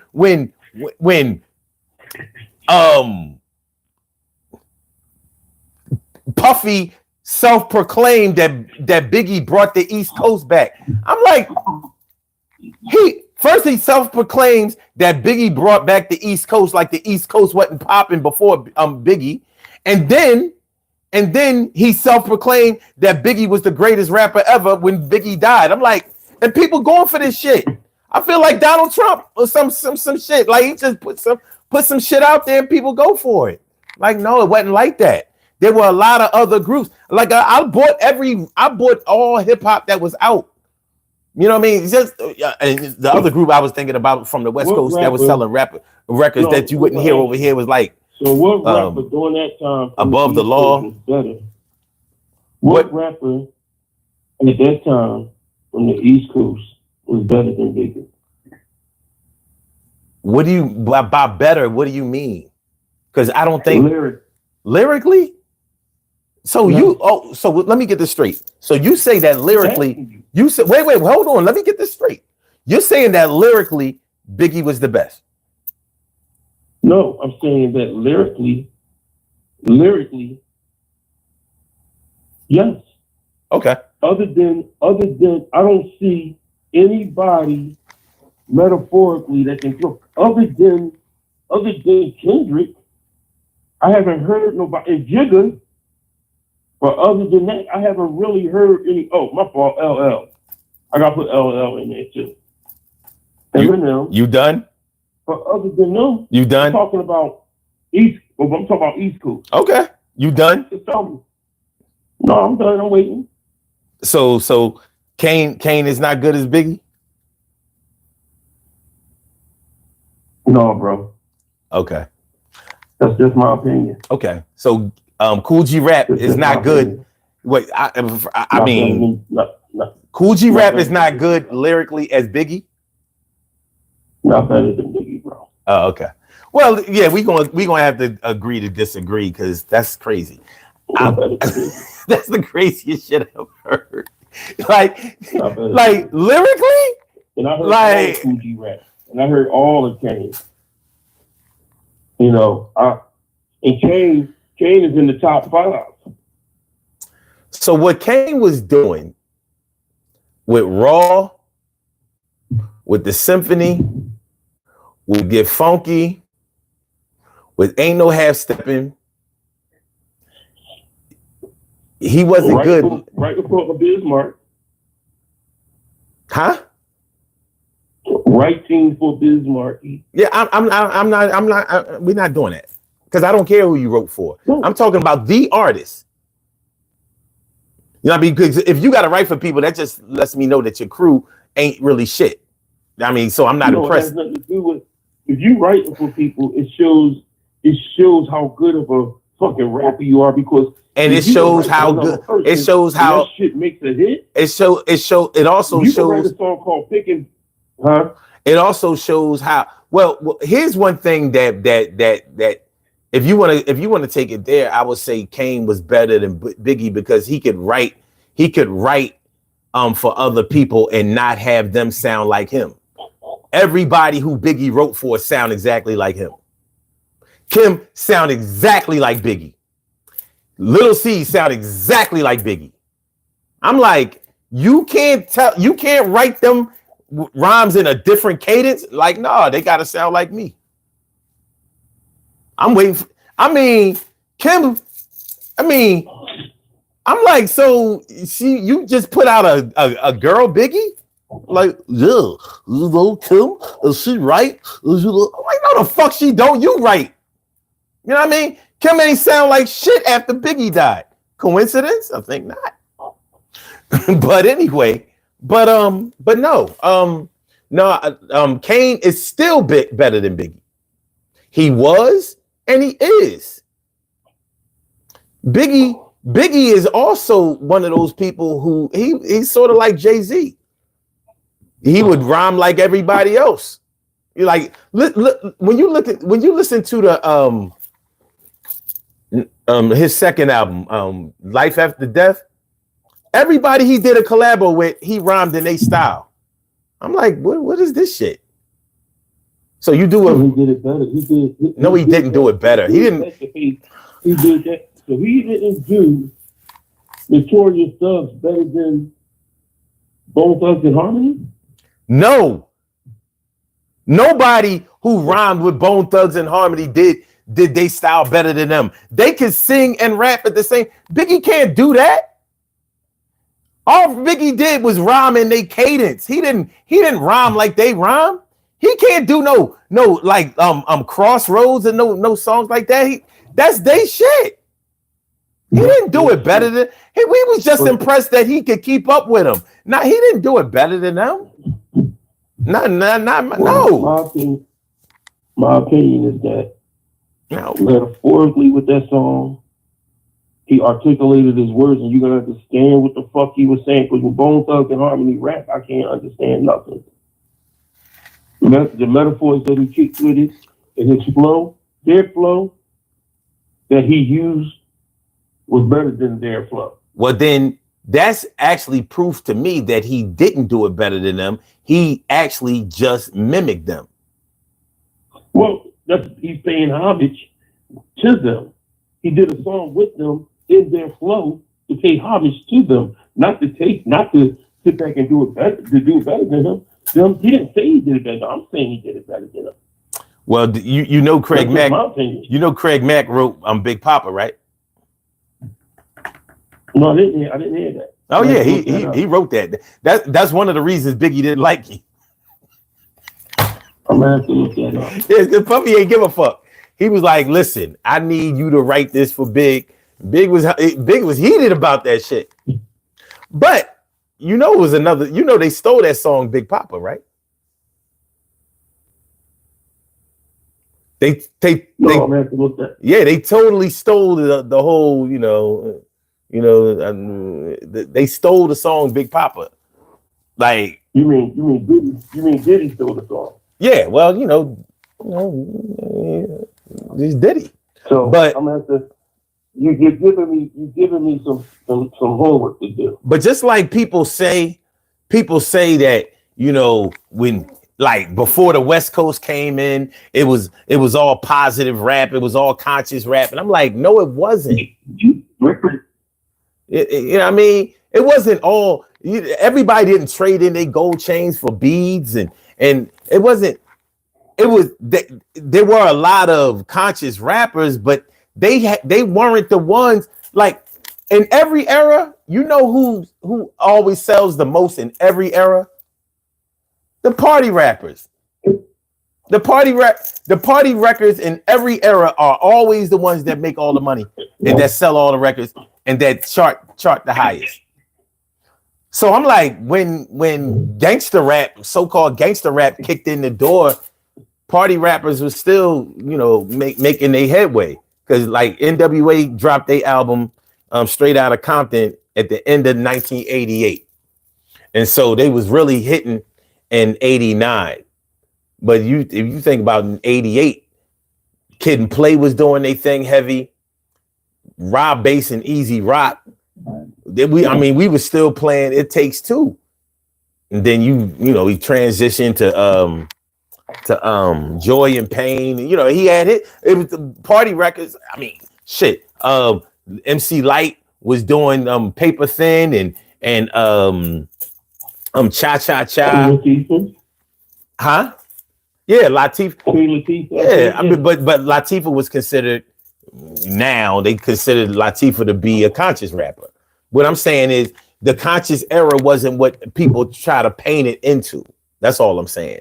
And the West Coast didn't take it over. They blended in. Everybody was able to get a little bit. Because at this whole time that the West Coast was getting theirs, the East Coast was getting there, fucking 2 Live Crew is talking out all that freak shit and going double platinum. But they don't have no era. You know what I'm saying? So you know, like hip hop is one of those things that people kind of try to make it into what they want it to be or what they wanted it to be. And I don't know. I just be like, I don't know. Maybe it was because I bought so many tapes, records, and all of that. I'm like, it was sort of like this, and it was sort of like that. Like it's just a different perspective. But when you talk about changing the game or your top 5 and all of that, like I don't know. Like I stopped doing the top 5 thing a minute ago because I don't think I can just fit 5 rappers into the top 5. But if I had to nail it down, they would all be from that 80s era, because I would have to do it like LL, Kane, G-Rap, maybe KRS-One, and who would be 5? Who would be 5? Slick Rick. Slick Rick? Nah, not at all. I can't do it. And the reason I can't do Rakim or Slick Rick is because of the body of work. They wasn't busy enough. You know what I mean? Like you never heard a Rakim or Eric B. and Rakim song that wasn't on the album. They ain't had no singles. You know what I'm saying? Like I liked rappers that stayed busy, that stayed in the mix. You know, and plus, if I saw you perform and I saw that you couldn't perform, I'm like, it just turned me off so bad. And that year that Eric B. and Rakim headlined the Def Jam tour, and they came after Public Enemy, and that's when I knew that Rakim was the worst. 90 seconds. He was like the worst performer ever in hip hop, and he still holds that crown to this day. He's not a big stage performer. He's okay in a small room, but all he does, like him and Jay-Z are both bad because all they can do is stand there like a sitting duck and recite their lyrics. I'm like, I can buy the CD for that. Y'all need hype men. Y'all need something, because this is not a show. This is a 60 seconds. This is a recital. I didn't ask you if you could remember the lyrics to your songs, but like Rakim don't have voice. He don't have no voice. So he's rhyming over the dat, and the dat is louder than him. You know what I'm saying? So I'm like, how do I know that he's even rhyming? You know, so but I got nothing but love and respect for Rakim, but you know, I mean, he can't be him. You know what? Fuck it. I'm gonna give Rakim the 5th spot just because of the lyrics. You know what? Yeah, just because of the lyrics. Yep. Rakim from now on gets to be number 5. I feel that, you know, that's 10 seconds. That was easier than I thought. You know, I should have thought of this years ago. Fuck it. Number 5. You know what I mean? I've been arguing against this motherfucker so long, I didn't really realize we like cousins. That's my man. You know what I mean? He's number 5. Mm-hmm. Mm-hmm. All right. I mean, even though that's true. I could see that, you know, but you know, I sat down one day, maybe you can call. I can call you on the phone and give you my top 100. No, you know what we gonna do? We gonna do a whole show dedicated to this shit because I've been wanting to do this. We're gonna do a whole show dedicated to this shit. But I want to bring this home because we was talking about the reason that we thought that Tyson was going to win tonight. Our nostalgia, our memory of how good this man was, and because he was able to transcend other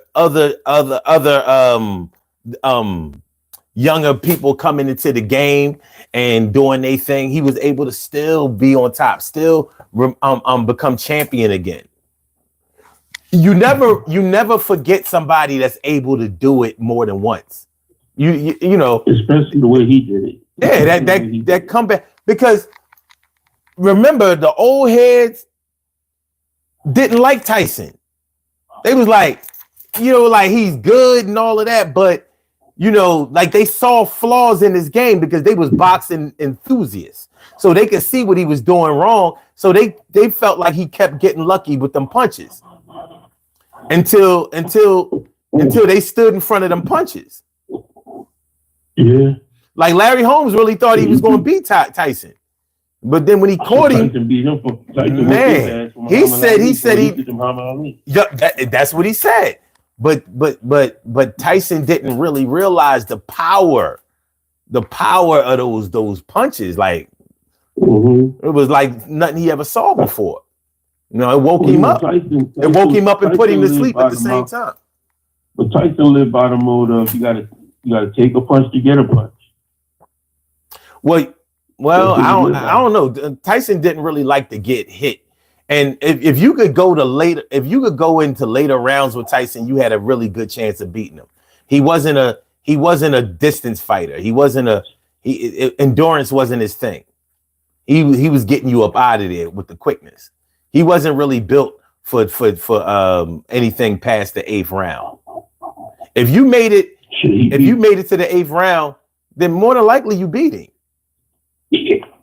Or you wasn't going to get knocked out. He beat Marvis Frazier ass so fast he made him quit and go to the church. Exactly. But all of his knockouts happened in the early rounds.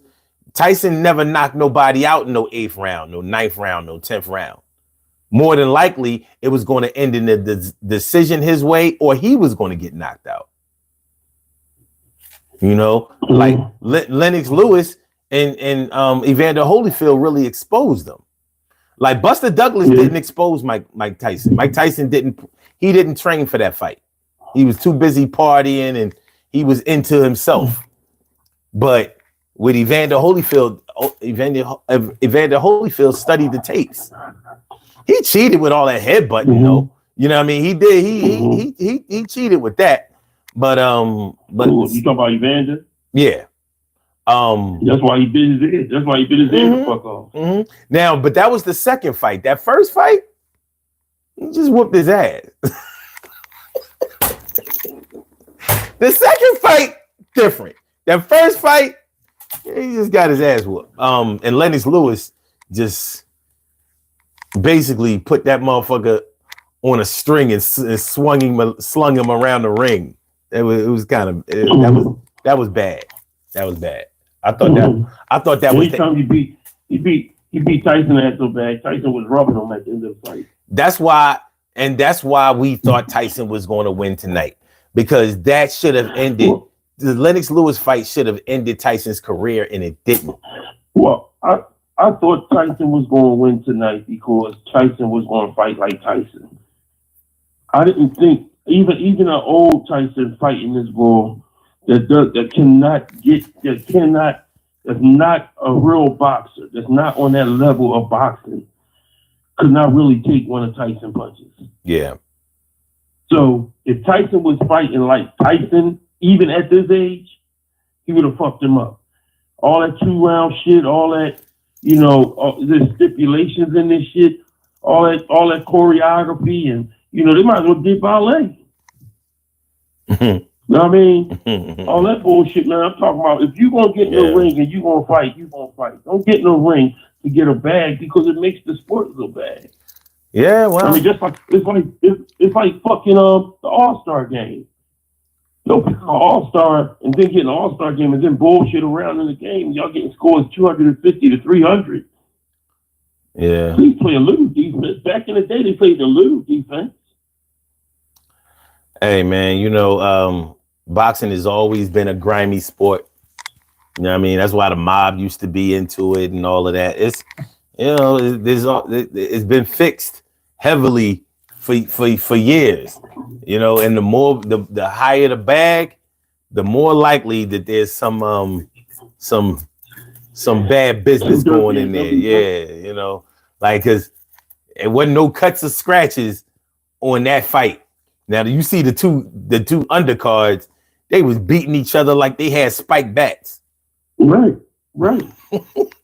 they home right now like oh God. It's not just about the money. It's about the love of what you're doing.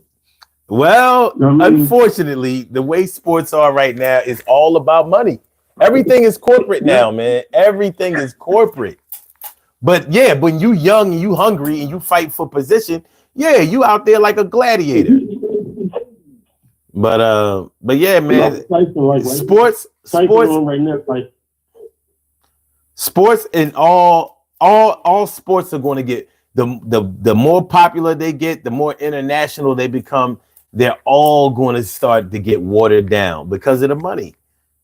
The money, why you think you can barely tackle a quarterback nowadays in the NFL? Too much money. We can't afford to lose a quarterback for a season. You know what I mean? Why you think there ain't no defense in the All-Star games or barely any defense period, in the NBA? They allowing double dribbles, self passes. I'm like, what the fuck is going on here? I mean, are there refs on the court anymore? All kinds of doubling. Remember they stopped AI from doing that crossover because it was a carry, right? Yeah. Man, cats be taking 4 steps now. Like a carry. They call it a Euro step. Yeah, I mean, it's crazy. It's crazy because the money has watered everything down. Like, no, we need rules to protect these players. They are our investments. This is not about entertainment anymore. Or either that or it's strictly about entertainment. It's not about the sport anymore. And boxing has always been corrupt, and it's getting worse. It's getting worse. But I mean, at the fall of the heavyweight division, I saw like, oh yeah, this is bad. But listen, man, we out of here. Let's get on up out of here. I already knew that. Well, I mean, it is what it is. But I appreciate you one more time, man. But yeah, we're gonna set this show up. We probably do it next week. We just gonna have this hip hop conversation, a real one, from start to finish. I know one thing. I'm gonna do my homework tomorrow. Okay. Learn more about some of the shit you were saying. Yeah, I'm gonna help you do that homework. I got some more shit. Matter of fact, I'm gonna hit you up tomorrow. All right, man. I'll let you later. All right, much love, bro. No doubt. Good shit, man. I want to thank all y'all, for chiming in. I was reading some of y'all comments. I couldn't holler at y'all. Let me see. Sneaker King, what's good? I heard cats. Hold up. I heard somebody talking about some. Brian Carter said Bone Thugs, Grammy winners. Allen said, I think he said mid-50s. I heard. Okay. Darth Smishel says they're out here discussing the devil's music. No, it's just a little secular. No devil music. No devil music.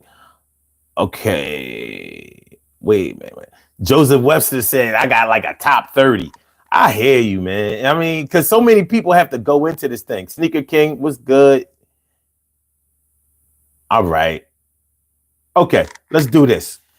Let's do these birthday shout outs, man. And then let's get out of here. Y'all know we got a show tomorrow between 1 well, it'll start from 1 to 1, between 1 and 1:30 p.m. So don't forget about the Urban Therapy with Sun show tonight. Sorry, I ain't put on the struggle bees tonight. We started talking, man. You know what I mean? And shit went, yeah. But anyway, we have some birthday shout outs to do. Some people were born on this glorious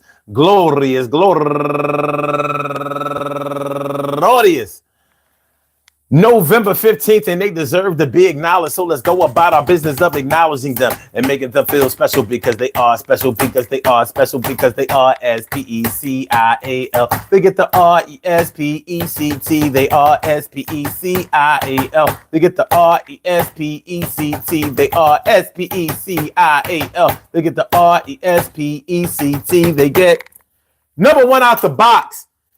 Linda Janine Bell, happy birthday to you. And also Tammy Riley Reynolds, happy birthday to you. And Bessie Mason and Miss Miller, no pressure. And Verdell Goodman.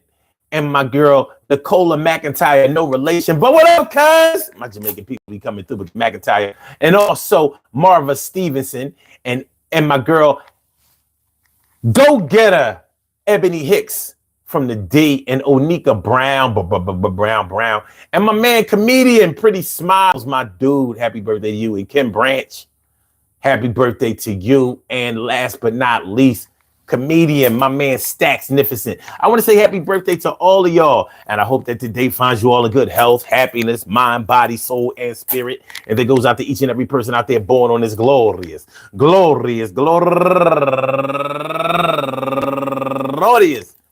November 15th, anywhere out there in the world, worldwide, internationally, and universally. All of y'all go ahead and turn up. Turn up, but don't turn up too loud. Just turn up loud enough so everybody can hear you. Rock out, rock on and do the damn, the rock out. Rock on, do the damn, rock out. Rock on and do the damn thing. You do your thing, y'all. Represent the queens and kings. You do your thing, y'all. Represent the queens and kings.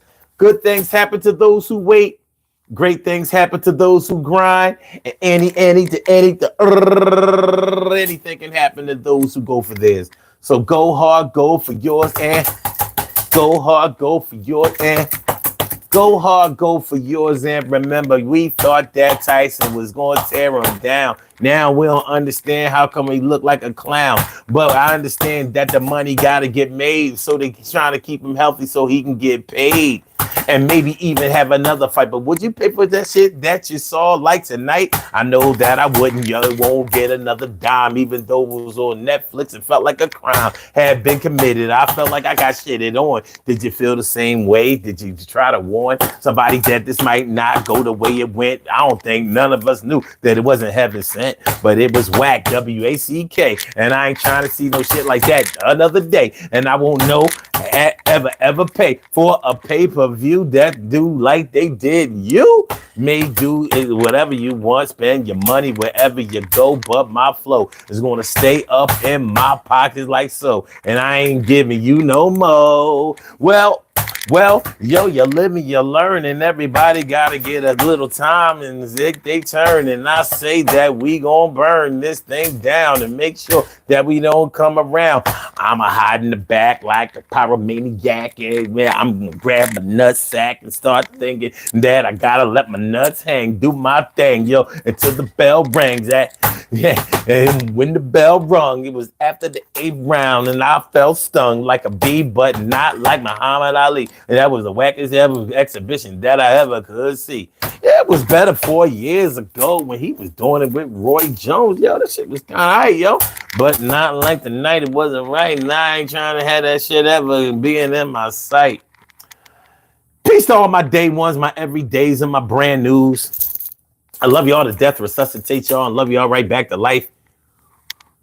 We will be back tomorrow. We will be back tomorrow. And it's more like the day between 1 and 1:30. We gonna get it popping, and we ain't gonna be stopping till like 3:30, maybe 3 o'clock. All depends on when we start. Depends on when we stop. But it's at least gonna be like an hour and a half, maybe 2. I'm gonna come on through for you, and you come on for me. We gonna see. Yo. Yeah, I say we equals more than one. We got the two, we got another one, so we call ourselves a crew. And we was down just like a submarine, and we did the crime, and then we fled the scene. But the cops never came through. They ain't know who did it. Nobody snitched on us, and no, they wasn't with it. And yo, I'll do it again because I know that everybody in my crew wins. I said I know that everybody that's in my crew wins. Yeah. Thanks for coming by, y'all. Yo, you looking fly, all of my people that come on around. I know that you like a submarine because I know you're down, and I won't put you in the water, you drown. Nah, we ain't on that type of time. My rhymes is on some other shit. I'm gonna keep the party lit, and if you ain't really with it, well then you get a bit of another taste. Yo, drop the bass, boom, yo. This is about to clear the room, and I know that sooner I'm gonna probably be doomed, but not today. So on my square, I'ma stay. I then. Yo, do me one little favor before y'all get on up out of here, man. Hit the like button. Just do me that favor and let me know you like this flavor. We will be back 1 p.m. between 1 p.m. and 1:30 Eastern Standard Time. So make sure y'all come back through for the Urban Therapy with Sun show, and it's gonna be something fly. I promise.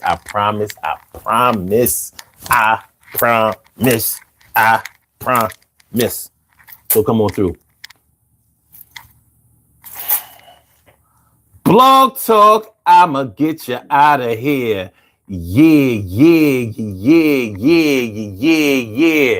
And for my YouTubers, you know just how we do, but thanks for coming on through. See you on the other side, my boobers. Peace, y'all.